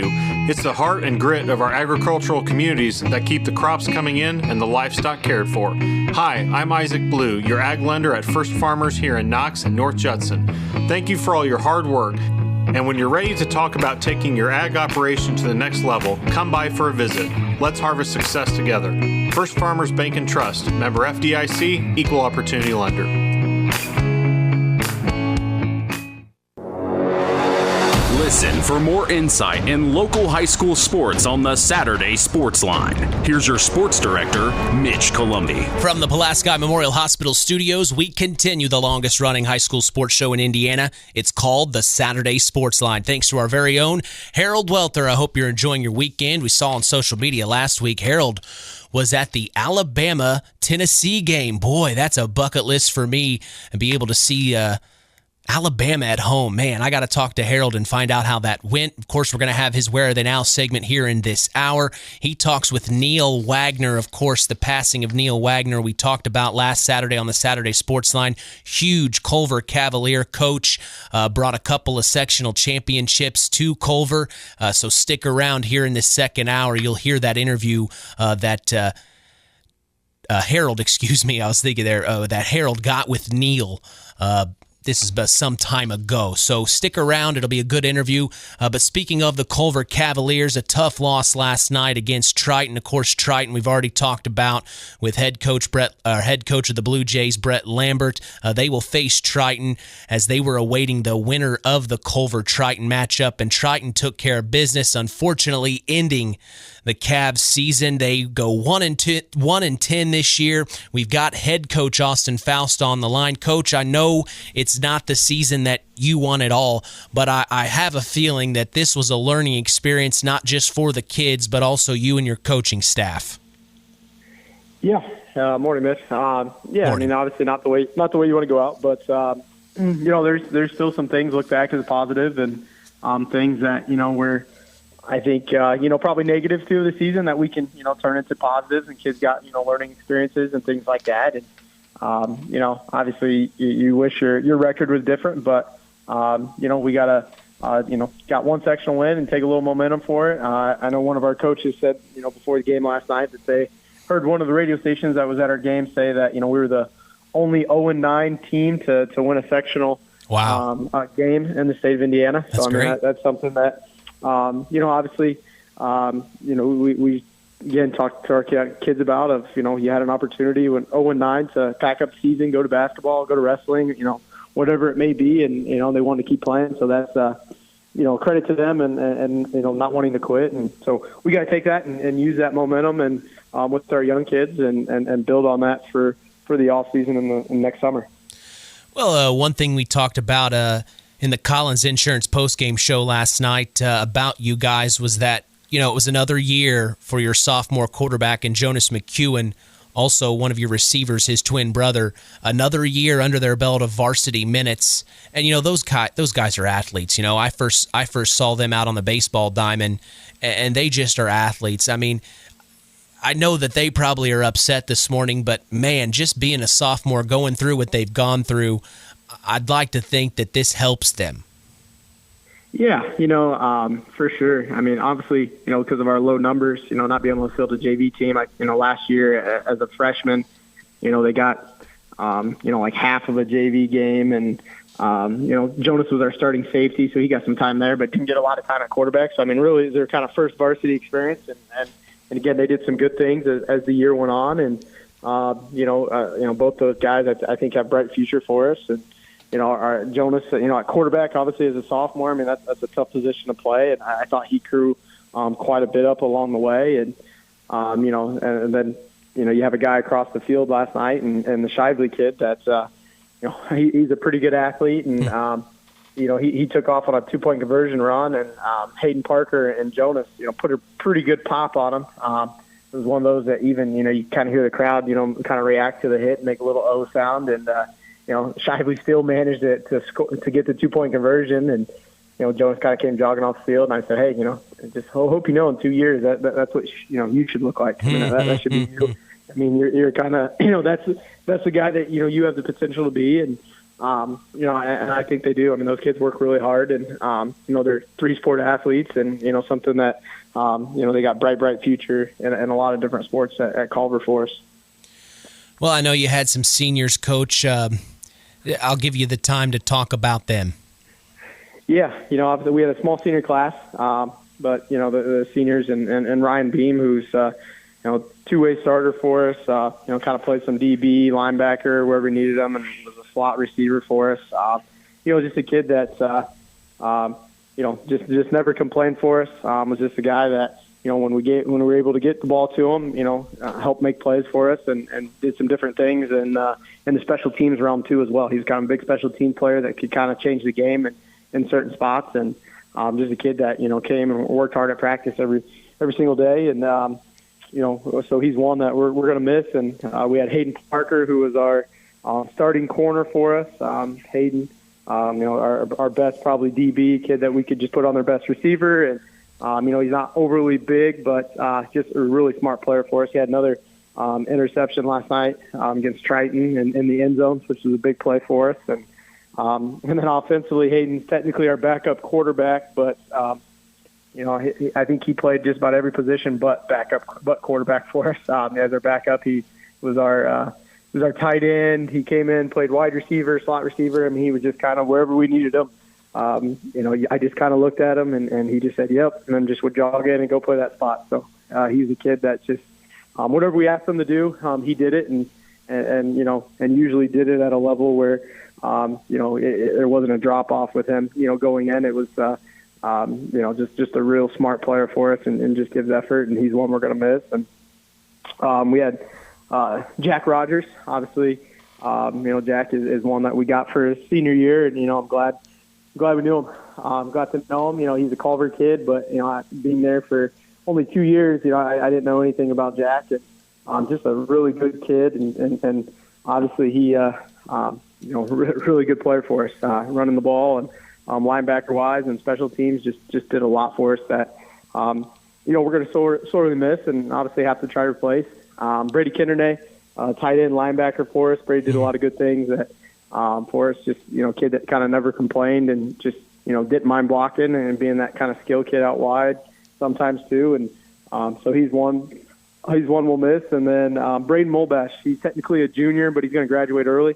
So senior year for us. I wish he was kind of staying around in that junior class, but he's got some aspirations and getting wants to get started early at that. So Braden Molbash played linebacker, D line, O line for us. Ran the ball a little bit. Just a kid that, athletically, just kind of a nice big athlete for us. Strong kid, smart kid. really kind of developed into a leader for us on that team. So he's one that I wish he was staying around, but again, he's one that we're going to have to replace up front, kind of our senior lineman, linebacker, defensively kind of guy that got everybody lined up and kind of captain-wise out there. And then Colton Reisner. Colton Reisner was a kid that I don't think till last year hadn't played football since elementary school. And he's one that, might be maybe our most improved player, just what he was able to do. And again, he just did a lot of good things, O-line, D-line for us. Because of injuries, he had to start center the last probably half of the season. And D-line-wise, did a lot of good things, probably one of the bigger kids on team. And just kind of trying to plug gaps with them. And just his growth, even from the summer to week 11 was really cool to see. So, again, small senior class, but obviously my first senior class, and I'm appreciative of them letting me come in and coach them on their senior year. And again, hopefully they can look back in a couple of years at the foundation and the groundwork they left for Cavalier football. Yeah, talk about the coaching staff. I know you got a great group of guys behind you, and it was a tough season, but they stuck by your side, and you guys worked together well. I know that. Yeah, obviously, coach staff-wise, we got Kyle Kling that, is our O-line, D-line, special teams guy, and, just our energy guy that just does a really good job of, giving kids confidence and making them believe. And, he's one that's obviously a joy to coach with. And then Justin Troy, another guy that was on the staff previous with Coach Zahner and Culver grad.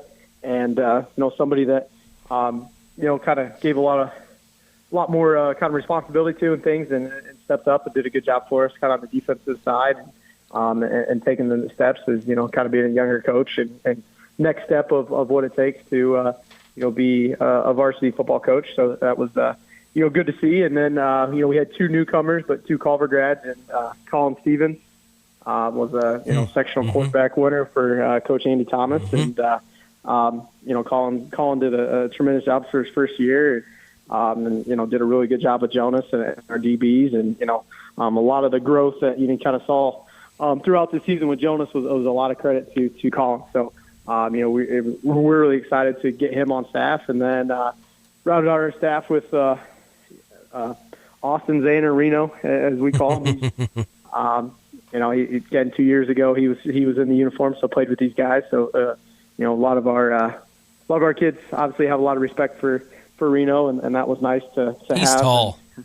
He's tall, and I tell you what, happened to play a scout team. We put him out wide. I know. And he's unstoppable. Yeah.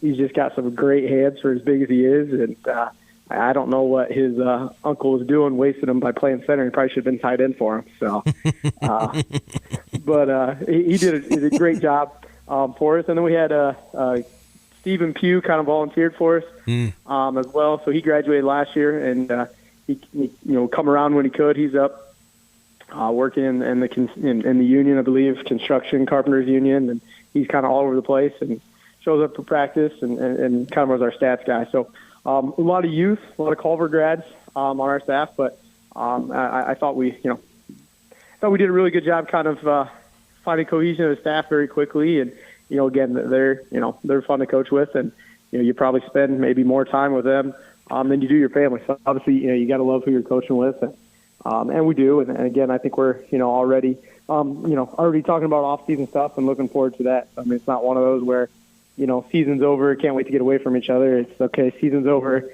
All right, now it's off-season time. What are we going to do? That kind of stuff. Yeah, I was just about to ask you, Coach, what's on the agenda now for you? I know that you also teach at Culver, correct? Yes. Yep. Yeah. So I'm a U.S. history teacher, world geography teacher at Culver. And, that's the one nice thing, at Culver is that, everybody on staff besides Reno and Steven are in the building. So, I mean, that was something when I was a coach at John Glenn. I didn't have that. I was the only true teacher in the building.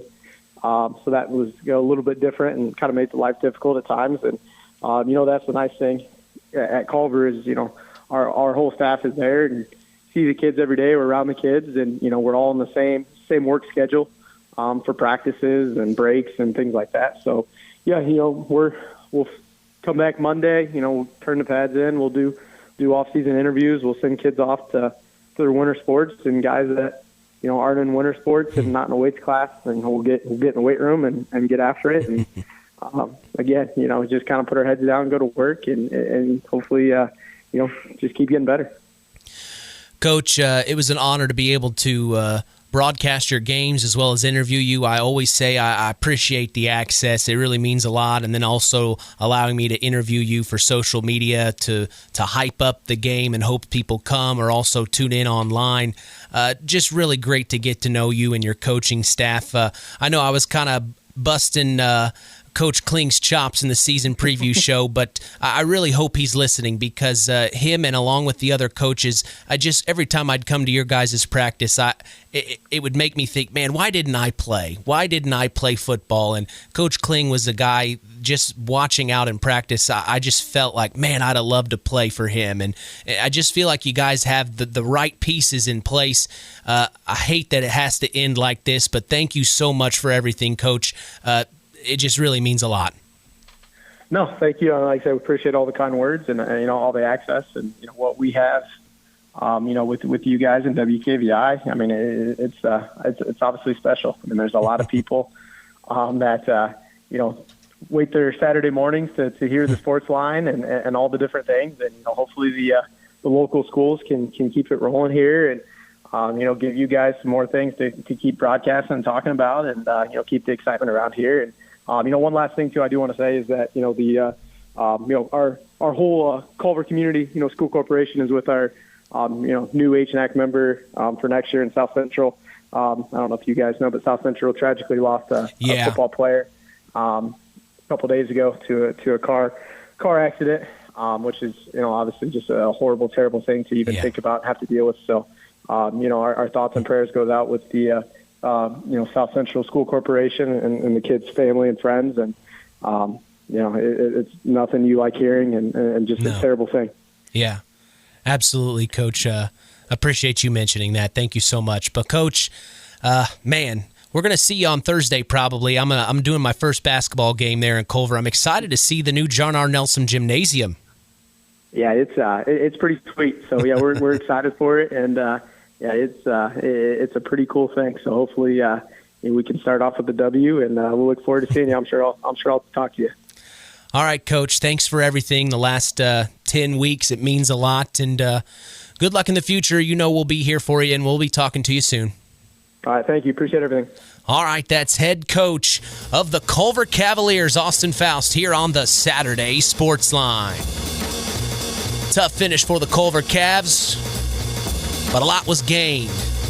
They've got their guy in Austin Foust. He's leading the charge, making things happen. They've got a great coaching staff. Cavalier Nation, trust in your guys. They're going to make it happen. We're going to take a break and come back. Athlete of the Week, Maggie Smith interview is next. You're listening to KVB's WKVI Sports. I want you to get together. So to kick is Jake Conroy. We've talked about his leg. Holding the snap is Rowan Jordan. The snap, the hold, the kick is up away. And it is good. 15-6, the Knox Redskins lead. It's a two-possession game with 9:46 to go here in the fourth quarter. Put your hands together one time. I want you to get together. I want you to get together. Since 1936, Standard Plumbing, Heating, and Air Conditioning have always taken pride in doing the job right. Third-generation owner Brian Hammond and his family have always set the standard when it comes to taking care of all your heating and cooling needs. Making your home a comfortable home is the absolute top priority. If you are uncomfortable in your home, give them a call at 574-936-4660. Follow them on Facebook. Let Standard Plumbing, Heating, and Air Conditioning help you take control of your comfort. Stay tuned for more sports talk with Mitch Columbi on Kankakee Valley Broadcasting's WKVI.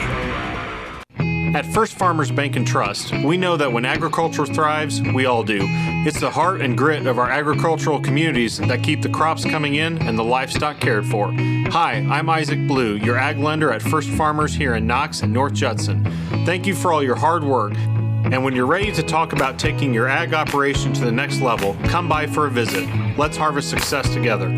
First Farmers Bank and Trust, member FDIC, equal opportunity lender. It's time now for Hour 2 of the Saturday Sports Line with your host, Kankakee Valley Broadcasting's WKVI Sports Director, Mitch Columbi, and sports analyst, Chris McGowan. We are back for more from the Pulaski Memorial Hospital studios. This is the longest-running high school sports show in Indiana, the Saturday Sports Line. It's time to talk about our Tyler Roth WKVI Athlete of the Week, Maggie Smith, a cross-country runner from Winamac High School. Maggie had an amazing season for the girls cross-country team at Winamac. She became a sectional champion along with the rest of her team. Yes, the rest of the girls Winamac team after placing third at the Rensselaer Central Sectional with a time of 20 minutes, 32.8 seconds. A week before that, she broke Winamac's girls cross-country record by running a 19:31.44. She helped herself and her team become conference champions in the Hoosier North Athletic Conference that weekend. It's safe to say Maggie Smith is the real deal, as here's my sit-down interview with senior cross-country runner Maggie Smith. All right, I'm here with our Tyler Roth WKVI Athlete of the Week, Maggie Smith, the fantastic cross-country runner here at Winamac. First off, Maggie, I got to know, what is it about cross-country that you enjoy? Yeah, I've been running cross-country since I was in middle school, and I love the atmosphere that it brings, and I love how it brings my teammates together, and we all support each other, and it's a great time. Well, you talk about the teammates. Of course, all of them became sectional champions. Usually when you look at a cross-country team, maybe 1-2 runners advance, maybe don't become sectional champions. You guys were also the HNAC conference champions. I mean, this is no slouch of a team. Let us know who we need to know about on this Winamac cross-country team. Yeah, all of my teammates serve a really important role on the team. Cadence Hoover is our number 2, and she's going to be doing great things next year. And then we have Candace, Kelsey, Avery, and Claire, and Lily. And Lily and Kelsey are seniors this year, so but the other 3 are also going to be doing great things next year as well. When you look at this season as a whole, was there a turning point? Was there something that happened at the beginning of the season that kind of told you, hey, we've got a serious team. We could really make some damage. We could really do some damage. Maybe the conference championship was in sight. Was there anything throughout the season that kind of showed you as a senior leader on this team, hey, we're looking good? We actually had the same team, basically the same team as last year, so we already knew we were going to have a head start, and we won the Caston Invitational, which was a great thing for us, so we were pretty sure that we could take the HNAC championship, and then when we got to sectional, we studied and we did our work, and we knew what we had to do. What was that moment like when you won the conference? It was great. It was our 4th year in a row winning, so we were ecstatic, and it was a great time. Talk about Coach Bennett. What does he bring to the table that you really appreciate? Coach Bennett, he's a great coach. He does his work. He looks up times, and he looks up other teams, and he makes sure we know what we're doing when we get onto that start line. When you're in the middle of a race, when I think about running, I wear out really quick, and my mind kind of wants me to quit. What are you telling yourself in those moments to keep pushing and keep going and trying to beat times? We know you broke the record. You broke the school record, which was incredible. What are you telling yourself in those moments to just keep going and pushing hard? Yeah, running is a big mental game, so the whole time you just have to tell yourself to keep going, keep going. If there's any point where you're telling yourself you're not sure if you can keep going, that's going to be the point where you slack off, so you just got to keep going and tell yourself you can do it and you can finish. Is there anything in particular when you're out running, when you see other runners beside you, does that kind of amp up the energy a little bit? Are you nervous, or is that kind of what you look for and it gets you going? I do like to have other runners around me. It keeps my adrenaline going, and I'm very competitive, so having someone around me that I can potentially beat by the end is something that helps me. So you kind of like seeing the competition maybe not ahead of you, but maybe close by to makes you keep going. Talk about your family. What are your parents' names? My dad is Rory Smith, and my mom is Stephanie Smith. And talk about the support system they are for you. They are great, and they're such supportive parents. My mom is always making sure that I'm drinking my Pedialyte, taking my vitamins, making sure I'm eating right before my races. And my dad, he works a lot, but he's always there to support me at my races. You talk about Pedialyte. What are some of the nutritional things that go into this sport? I don't think a lot of our listeners understand how you really have to take care of your body. You know, just running is one part of it, but when you're at home, recovery. Talk about the recovery process, what you've learned through high school, throughout your career, and your nutrition plan. What is some of the things that Maggie Smith does to stay in peak performance? So we have a set schedule every week with our practices. Friday is always our shakeout, so we just do an easy 3 miles in the morning. So that's where we recover, and then I'm always drinking my Pedialyte Thursday and Friday before the race to get my electrolytes in, and then also on Thursdays and Fridays I'm getting my carbs in. What's it mean to Maggie Smith to be a Winamac warrior? To be a Winamac warrior is just to persevere through anything, to always stay strong, and to put my mind to anything and know that I can get it done. When you look back at your career here, I know you've had a fantastic senior year, but when you look back at all 4 years here as a high schooler, what's something that comes to mind?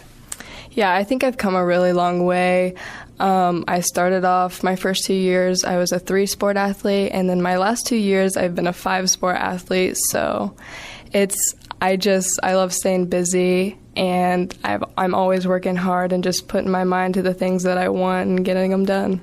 What's the future for Maggie Smith as of right now in your mind?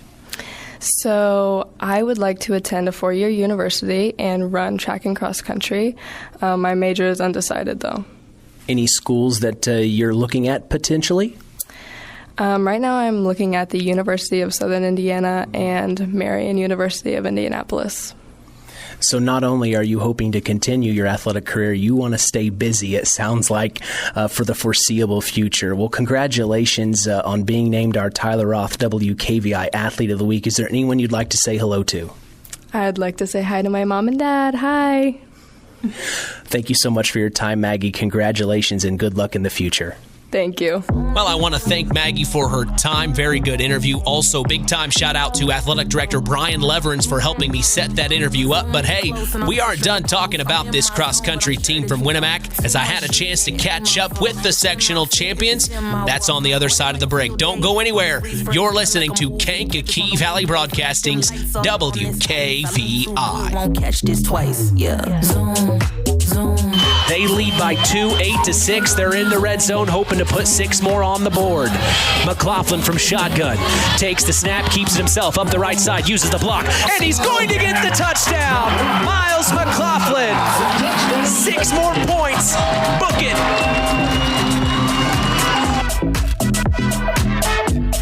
Zoom in on me. This presentation of our area's local high school sports is sponsored by Pulaski Memorial Hospital in Winamac. Pulaski Memorial Hospital is dedicated to providing excellent health care to improve the health and quality of life for the people and the community they serve.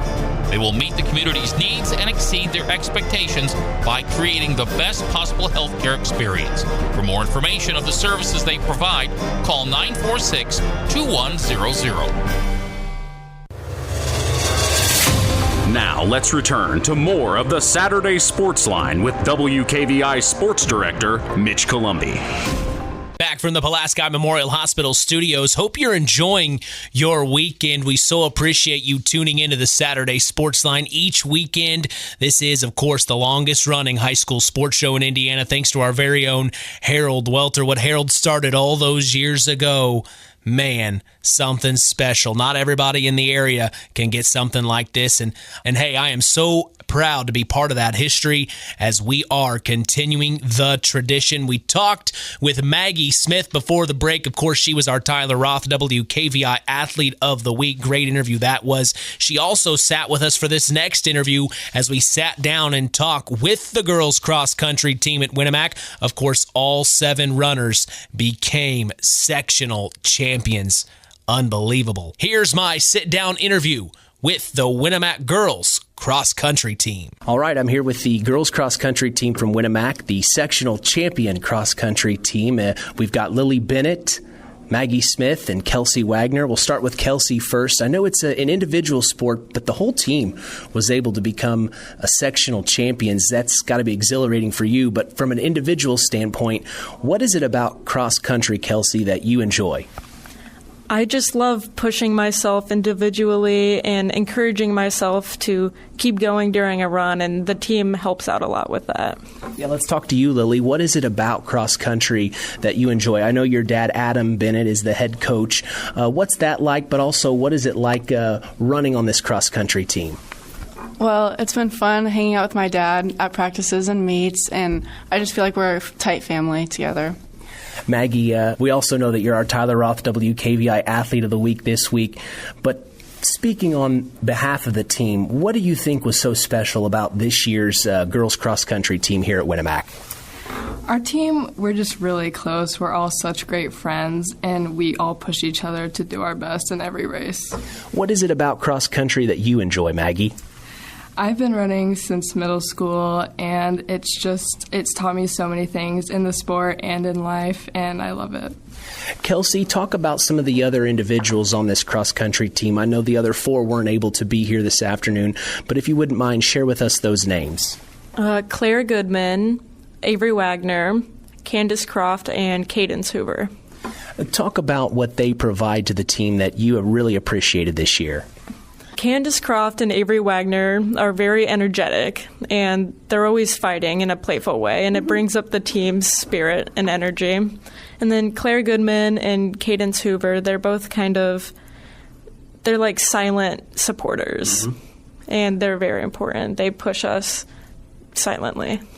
Lily, let's ask you, what about the other teammates on this team that stand out to you? I mean, obviously, we just said it a moment ago, it's normally an individual sport, but when the whole team's able to have success like this, what stands out about the other 4 individuals in your mind? Well, every Friday morning we run together and we listen to music, and it's just a great bonding time for us all to spend time together and just run like at a slow pace and still push each other for the meet on Saturday. So I think that's pretty fun. Maggie, let's talk about this team. Who else that isn't here this afternoon that really stood out this season to you? We all play a really important role in competing during our races. Cadence is another one of our top runners, and she's always giving her best. And the other 3, Avery, Candace, and Claire, are always pushing us and supporting us and just keeping us going. Kelsey, in your mind, when you started out the season, did you assume that yourself? Did you think you would be a sectional champion? I knew that we would be conference champions, but sectionals seemed a bit too far of a reach, so I was super shocked. I was super surprised. And then not only you became a sectional champion, the entire team became one. What was that moment like for you? It was awesome. Maggie wasn't able to be there during it, so I had her on FaceTime. And so we were all just flabbergasted. We were all so happy. We were jumping up and down and stuff.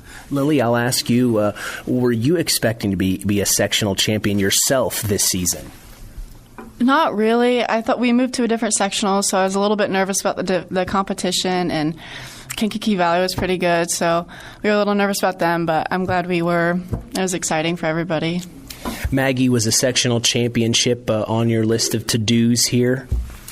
I knew that we were a pretty good team. Last year we did great, and this year, having the new sectional at Rensselaer, we knew it was going to be different, and we knew who we needed to look for, which was Kankakee Valley, and I knew that we had a pretty good chance, if we all did our best, that we could win it.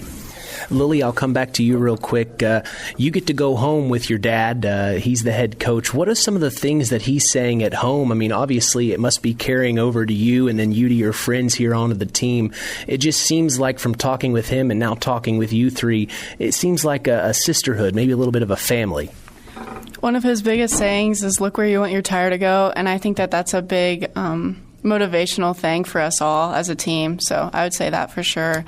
And he supports me a lot, so I think the support has just ran through the team. Well, I know your dad's Adam, the head coach, Adam Bennett. What is your mother's name? Mandy Bennett. Maggie, what are your parents' names? Stephanie and Rory Smith. And what are your parents' names, Kelsey? Megan and Chris Wagner.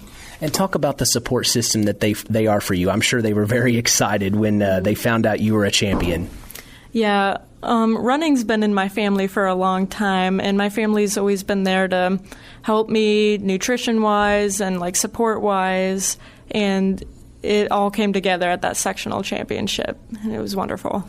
Yeah, you talk about nutrition. That's a pretty serious factor when it comes to running, I assume. What are some of the things that you are doing to make sure that you're staying nutritionally sound, or is there something that the team is collectively doing? Well, we all just make sure to stay hydrated, and then when there's a big meet next Saturday, we might have pasta dinners as either a family individually or as a team. Lily, same question to you. What is the support system like from your family? I would say the same thing. We all pretty much just have pasta, and we, my dad and I run together on Sundays, and we go on bike rides and that kind of stuff. So. Maggie, what was the message from your family? I'm sure they were there cheering you on. What was that whole moment like when you found out that you were a sectional champion, but yet the whole team, in fact, is going to advance to regionals? What was that moment like? Yeah, my parents are my biggest supporters, and after the sectional race, I had to actually rush out of the school to get to my sister's wedding, so I did have my friends FaceTiming me, letting me know that we won.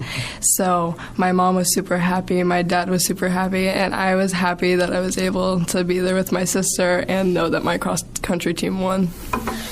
Kelsey, what's it mean to you to be a Winamac warrior? It means to push yourself past your limits, but to enjoy it at the same time and find the nice, fun moments with the people around you. Lily, same question. What does it mean to you to be a Winamac warrior? To have fun in competition, but also push yourself to do your best. Maggie? Being a warrior to me means persevering, staying strong, and always having the mentality that we're going to do good. Kelsey, final question for all of you here.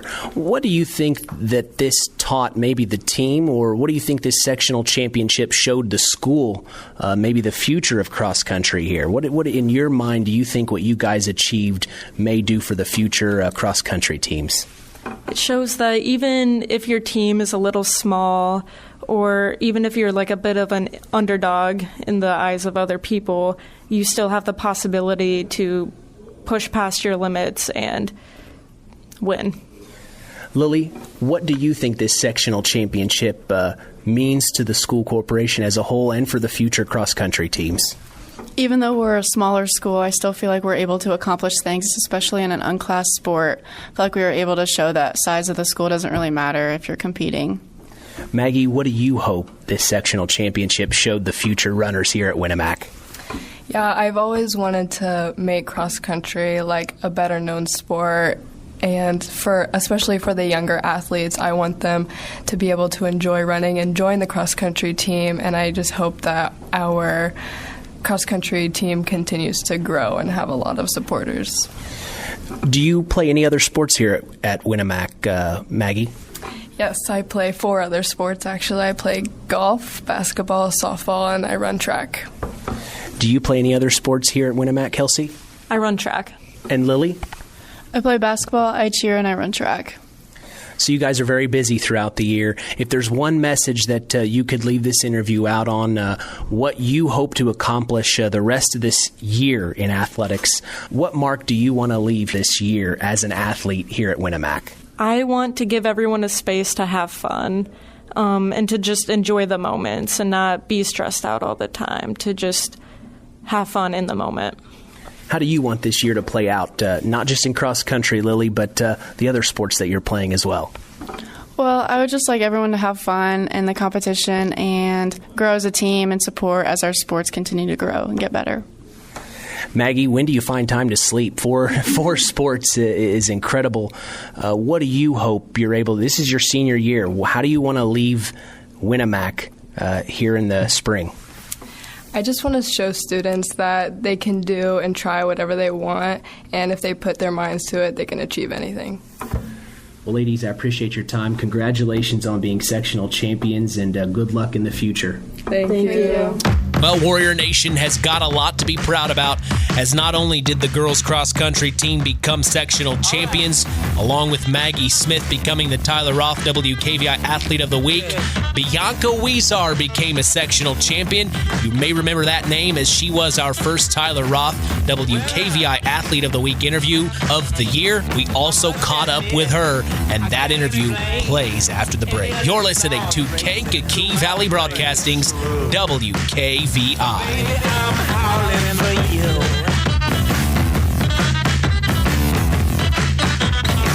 All right. There's something wrong. At First Farmers Bank and Trust, we know that when agriculture thrives, we all do.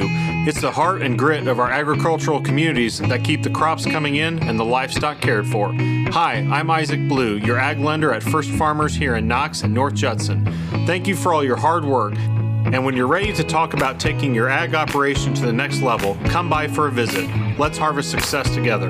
First Farmers Bank and Trust, member FDIC, equal opportunity lender. Stay tuned for more sports talk with Mitch Columbi and Chris McGowan on the longest-running high school sports show in Indiana, the Saturday Sports Line. It's time now for more local sports talk from the Pulaski Memorial Hospital studios of Kankakee Valley Broadcasting and worldwide on WKVI.com. And we're back from the Pulaski Memorial Hospital studios. This is the Saturday Sports Line.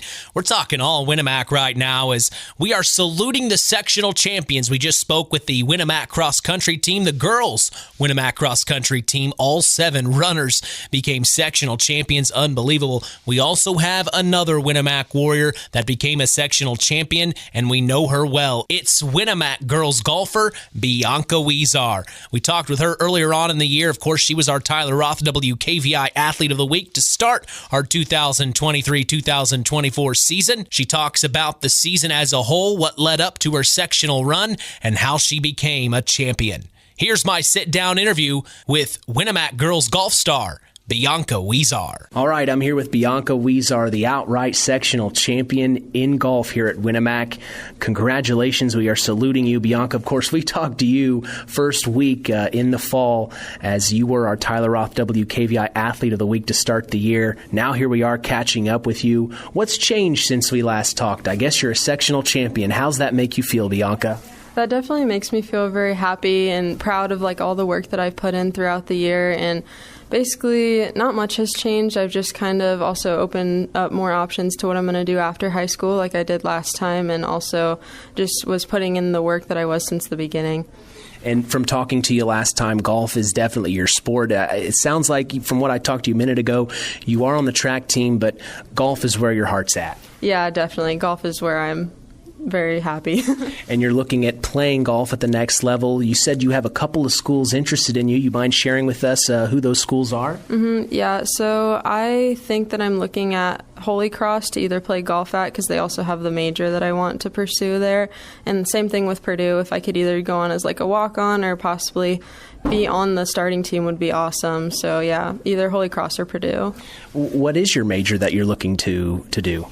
So I've been looking into it the last couple of months, and I would like to pursue speech and language pathology. So things with like communication and those like things with like mental disorders and things like that. Sure. Very interesting. Well, we need to talk about this season. I know there's ups and downs throughout the season, but you stayed pretty consistent from the updates I got from your head coach throughout the year. You stayed very consistent on this team. What was your mentality like here in this senior season? Throughout the season, from the start, I just determined that I was going to put in hard work and see it through no matter what. I mean, at the beginning, I hadn't even shot in the 70s yet, so it was just going to see where my hard work takes me throughout the year and just go along with whatever happened. Well, and of course, you set the record in girls golf. That's something that will stay forever in the books. How's that make you feel, knowing you're going to leave Winamac with records here that you broke? Yeah, it definitely makes me very proud. It's awesome to have like a piece of you that still stays with the school that you've been going to for so long. And I also think that creates a lot of inspiration for people that are going to come after me and like other girls on the golf team to make them shoot for even lower than that.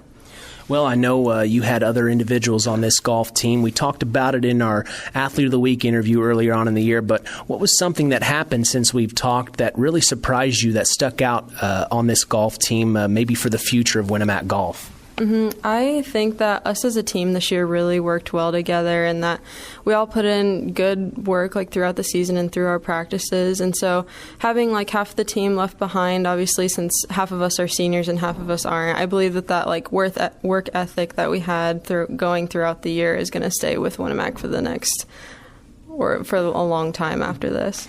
If I could say this, if you're passing the torch to anyone, who do you think is going to be the next leader of the girls golf team at Winamac? I think that Sierra Haschel will be the next leader of the golf team. This year she's a junior, so next year she'll be a senior. So she'll definitely have that like age difference from everybody else. And she's been there the longest, and she has been like part of the top 5 for as long as I can remember. So I really think that she'll have a good impact on the other girls and the underclassmen next year. We talked about your coach last time, but what transpired throughout the season that made you really appreciate having your coach? Yeah, Coach Shell was super awesome the entire year. He just accommodated to everything that us and the girls needed. If we needed balls for practice, he would be there and have those. If we needed anything, rangefinders, golf towels, golf bags, anything, he would have that. And he was always super accommodating with food also, because he always had snacks and stuff for us, and he just always kept us in mind throughout the entire year. So I really appreciate him for that. One thing that stuck out to me following you guys on social media was the gear. I know the golf gear, it's got to be fun to pick out your golf bag and that whole little, it just looks cool. And it seems very meaningful. It seems like everyone has their specific golf bag and it's something special to them. Was there anything that you had that was special that you kept with you, your clubs or anything in particular that you made sure was with you each match? Yeah, I had these specific golf balls. I always used Titleist Pro Vs, and I always had specific golf balls that my stepdad had given me. And I also, at regionals, I had Lucky golf balls that one of my old teammates' mom, she had those for me. And I always made sure I had Titleist golf balls in my bag, and I always wore my Titleist hat for the end of the season meets, because those were always my favorite. Absolutely. What are your parents' names, Bianca? So my mom's name is Abby Berger, and my dad's name is Antonio Huizar, and I have a stepdad, Jake Berger. And talk about the support system that your family is for you. They're a huge support system. I mean, they're always there after school, especially when the golf season was still happening. They always took me out to the course and had me with any supplies that I needed and stuff like that. I mean, golf, you just have so much that you need in order to be able to compete. So they always provided the funds for that, and always were super supportive and took me to tournaments throughout the summer in order to get practice in before the actual season. When you're graduating here in the spring, what's something that comes to mind? I know you still have time for the rest of the school year, but what's something that comes to mind that you hope is left behind when people say the name Bianca Huizar? Yeah, I hope that people just kind of see notice the hard work that I had put into this year, because it was just honestly crazy that I was able to do the things that I accomplished, especially to me, because I did not think I would be capable of doing any of those things. And so I hope people just kind of remember that, if you put your mind to something, you can definitely accomplish it. What's it mean to Bianca Huizar to be a Winamac Warrior? I think to me it definitely means to be able to have the drive and have the ability to be able to go after the things that you want, kind of like as I referenced earlier, and be able to put in the amount of work that's needed in order to accomplish the things that you want to do. Well, Bianca, thank you so much for your time. Congratulations on being a sectional champion. Good luck in the future. We'll be keeping our eye on you. Thank you. Well, I thank Bianca for her time and wish her luck in her future. Of course, she's still got the rest of this year before she graduates. But we are going to take a break and come back for the Where Are They Now segment with Harold Welter. You know him well. You're listening to KVB's WKVI. 4th and 12. The Chargers have to go for it with 2:23 to go in the ball game. They trail 15-13. Here we go. Yates from shotgun. Pruitt to his left. Takes a snap. Steps back. Looks to throw. Fires deep down the middle. He's wide open. And it's incomplete. Through the hands of number 14, Jalen Schaefer. He couldn't come up with it. It's a turnover on down for the Redskins.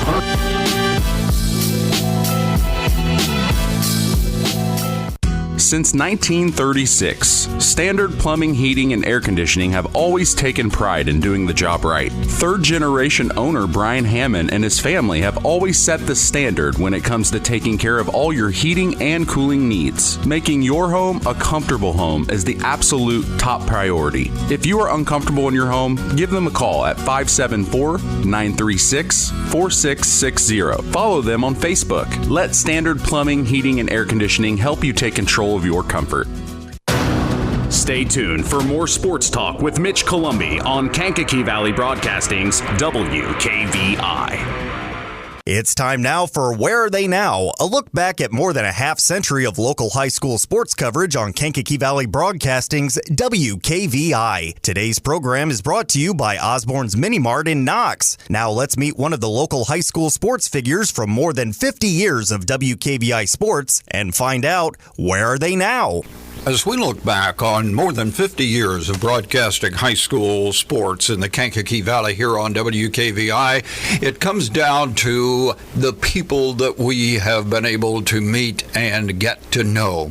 And one of those great coaches that we got to know passed away recently. Neil Wagner, the former head coach of the Culver Cavaliers, passed away after battling cancer for 3 years. And we had talked with Neil back about 4 years ago here on our Where Are They Now segment, and we thought it would be fun to listen to his summary of his career at Culver on that Where Are They Now segment that we did back in 2019.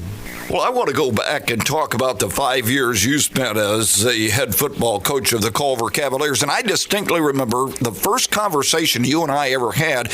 You came to Culver not really knowing about much about the history of Culver football, the fact that they had struggled for a lot of years. You just wanted to be a coach, right? Yes, I had coached for, I think about 8 years up to that point as an assistant coach, kind of moving up the level from junior high up through high school and been a coordinator, and was looking for a place to become a head coach. Sometimes in those situations, you do your background somewhat, but I wasn't super familiar with Culver. I wasn't real familiar with the area. But when I came to the interview, I had a really good feeling. I got a really good feeling about Culver. Steve McCauley, the principal at the time, and Albert Hanson, the AD at the time, really made a sales pitch that intrigued me and made me want to accept that and become the head coach. So we did that, and spent 5 years there, which was some exciting times. But you went from really struggling those first 3 years and to winning back-to-back sectionals in your final 2 years. What turned that around for you at Culver? Well, I think, you have to have the backing of everybody that's involved. And I think that, I hired some or had some good assistants. Tom Bendy, John Johnson was there towards the end, Jim Bendy, Jeff Bean, and there's probably some others I'm missing. But those were the guys that were definitely there those last couple seasons. But I do remember telling my wife after season 1 going 0-9 that I'm not sure what I got myself into.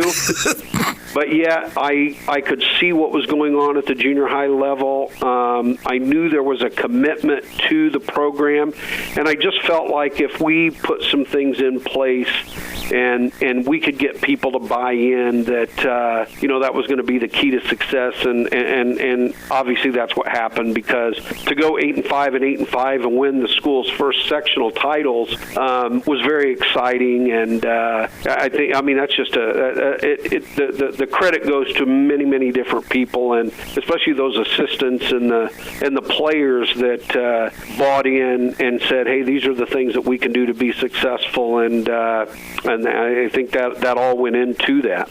Who were some of those players that turned it around for you? Well, I think that now again with my memory, probably should have looked some of that up. But Jeremy Stotler was obviously a kid that I've stayed in touch with that did a really nice job for us. Obviously, Mike Zahner, Adam Lambert, some of those kids were kids that Christopher, and I can't think of his last name right now. It pops off the top of my head.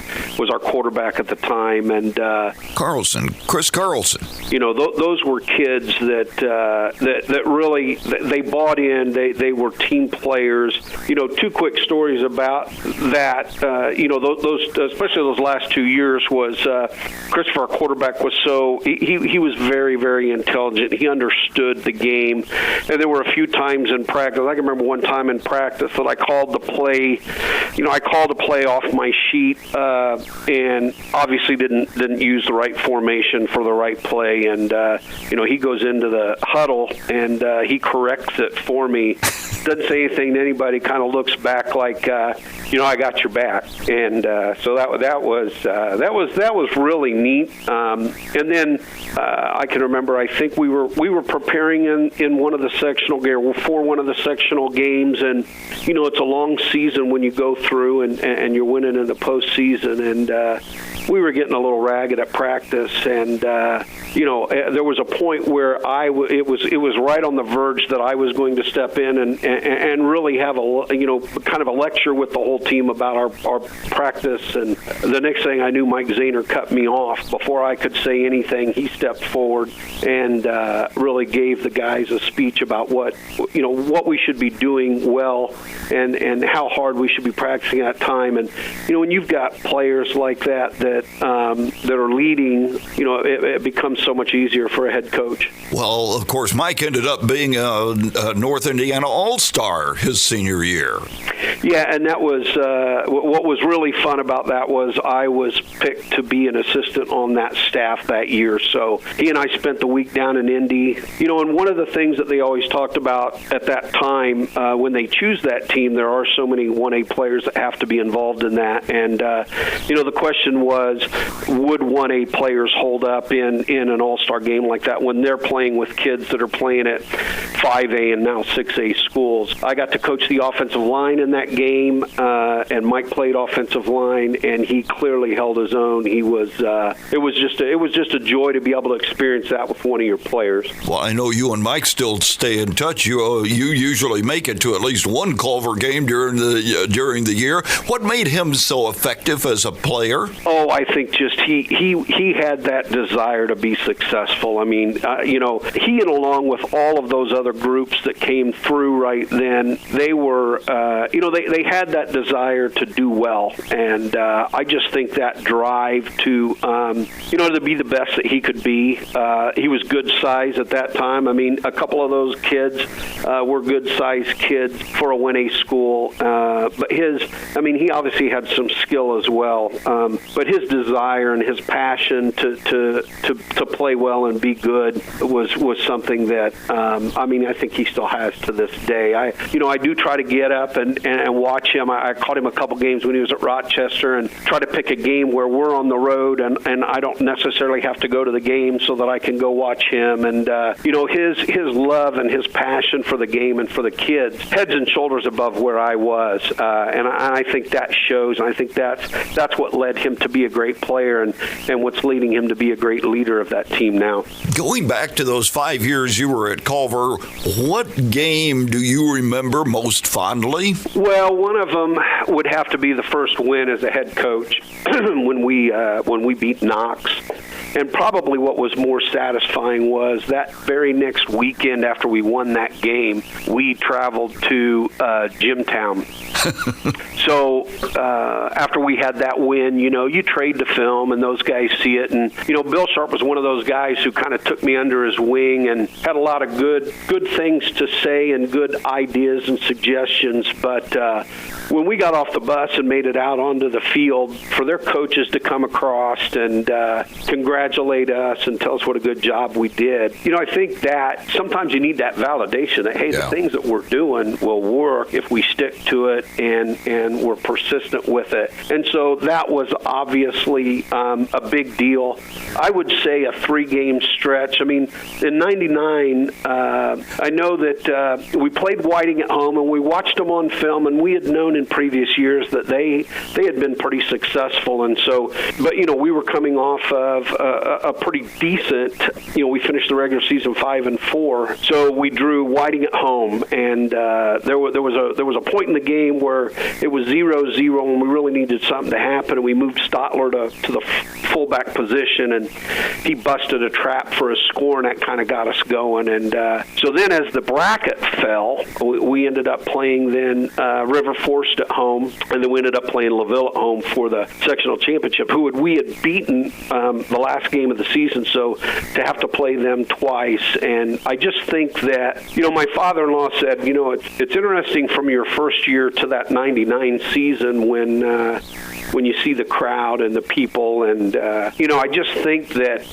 doing that, sometimes you got to break through that first time, and for us to be able to do that, I think was really pretty special. I would say then, a lot of people said, well, you got lucky because you played all those 3 sectional games at home. So the next year was also very satisfying when we went on the road to Whiting and on the road for the sectional championship to River Forest, and River Forest had a kid that ended up, I believe he played at Purdue for a little while, but those were really big too, to go on the road. So there were many games in there that were very satisfying, but those are a few that stick out.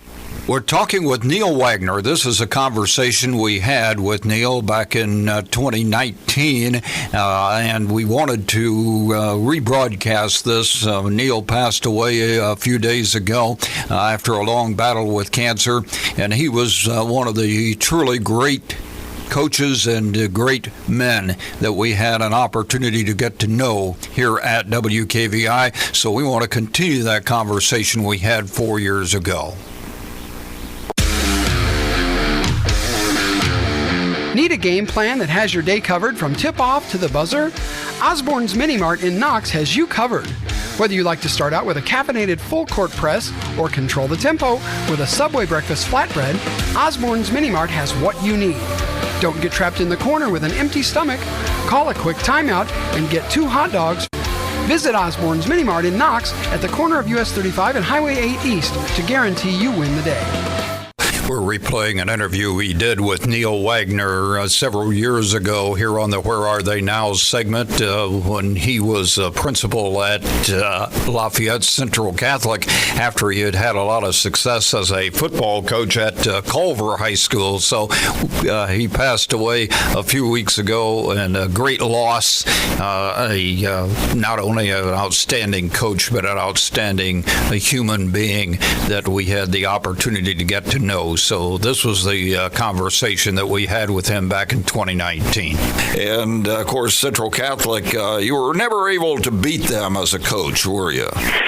No, it's kind of ironic that I ended up here because when we won in '99, we had a tremendous send off. I can remember loading the kids up, and we drove through the town, and the elementary kids were out, and we had fire trucks from some of the local Monterey, I think, and some of the local, that were out at further down the road, and so they were spraying water and stuff. And I remember when we traveled here, knowing that they obviously won the state in '99, so we knew it was going to take a tremendous effort. But to look back on that now, and I have to walk in and see that banner of state champion in '99, and but we were also picked not to score, and we put 15 points on the board. So I guess you can at least leave and and be grateful for that. Well, as a former football coach and now at a school that really puts a lot of emphasis on athletics, in your estimation,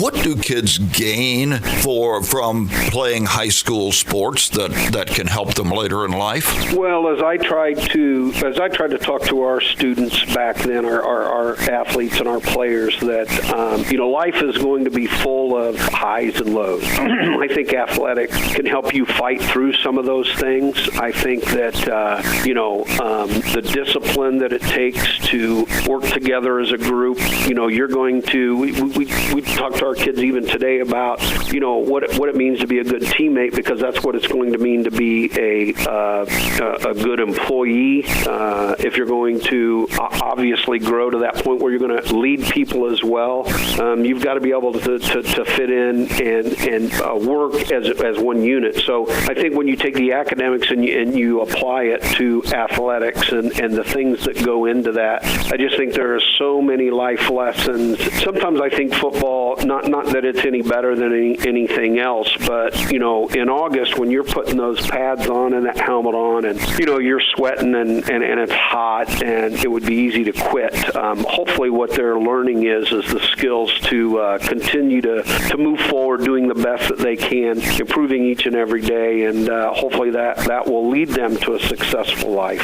Our best wishes and prayers to Neil and his family and his legion of friends. Join us again next week here on the Saturday Sports Line for Where Are They Now? Where Are They Now? A look back at more than a half century of high school sports coverage on WKVI has been brought to you by Osborne's Mini Mart in Knox. Join us each Saturday morning on WKVI for the Saturday Sports Line and worldwide on WKVI.com. Time now for our Tyler Roth WKVI Athlete of the Week, given in memory of Tyler Roth, a 2001 graduate of Winamac High School who died in an auto accident 1 week after his high school graduation. His legacy of hard work, outstanding citizenship, artistic success, and super athletic performance lives on with this award given every week to outstanding student athletes from the 8 schools in the Kankakee Valley. Today's award is brought to you by Web Printing and JT Shirt Shack in Winamac, and we'll tell you who's earned the Tyler Roth WKVI Athlete of the Week after this word from Web Printing. Web Printing and JT Shirt Shack and signs of all kinds in Winamac is where all of your printing needs can be met. Whether it's paper, garments, or signs, Web Printing is your full-service printing solution. So if you're in need of embroidered or screen-printed garments, tickets or programs for your event, or documents for your business, Web Printing and JT Shirt Shack is the place to go. For the quickest service, best prices, and best quality, it's Web Printing and JT Shirt Shack in Winamac. Our Tyler Roth WKVI Athlete of the Week for this week is Connor Marlatt, a member of the football team at West Central High School. Connor has had an amazing season for the Trojans. The Trojans starting QB cracked 1,000 passing yards this season, and as of Thursday was sitting at 1,105 passing yards with an 81% completion percentage on 96 attempts with 20 passing touchdowns. He also leads the Trojans in the rushing department, averaging 6.2 yards per carry on 107 carries with 12 rushing touchdowns. Connor is the son of Jennifer and Scott Marlatt, as we congratulate Connor Marlatt of West Central High School, our Tyler Roth WKVI Athlete of the Week. Connor will receive a certificate, a history of the award, and a t-shirt commemorating his achievement, and will also be a future guest on the Saturday Sports Line. He will be eligible for our Tyler Roth WKVI Athlete of the Year award later this spring, which carries with it a plaque and a college scholarship, compliments of WKVI and the family of Tyler Roth.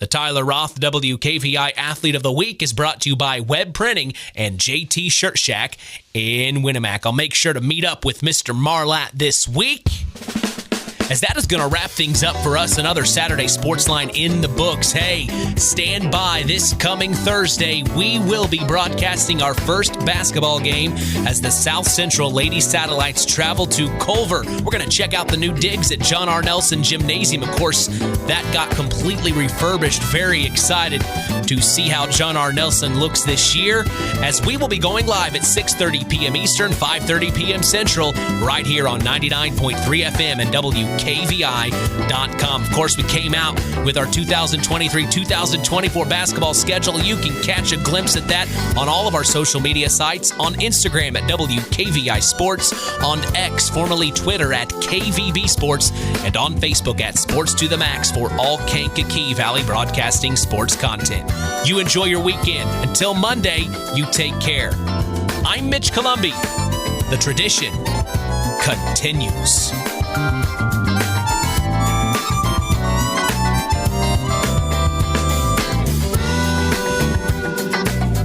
From the Pulaski Memorial Hospital studios of Kankakee Valley Broadcasting's WKVI, you've been listening to the Saturday Sports Line with Sports Director Mitch Columbi and Sports Analyst Chris McGowan.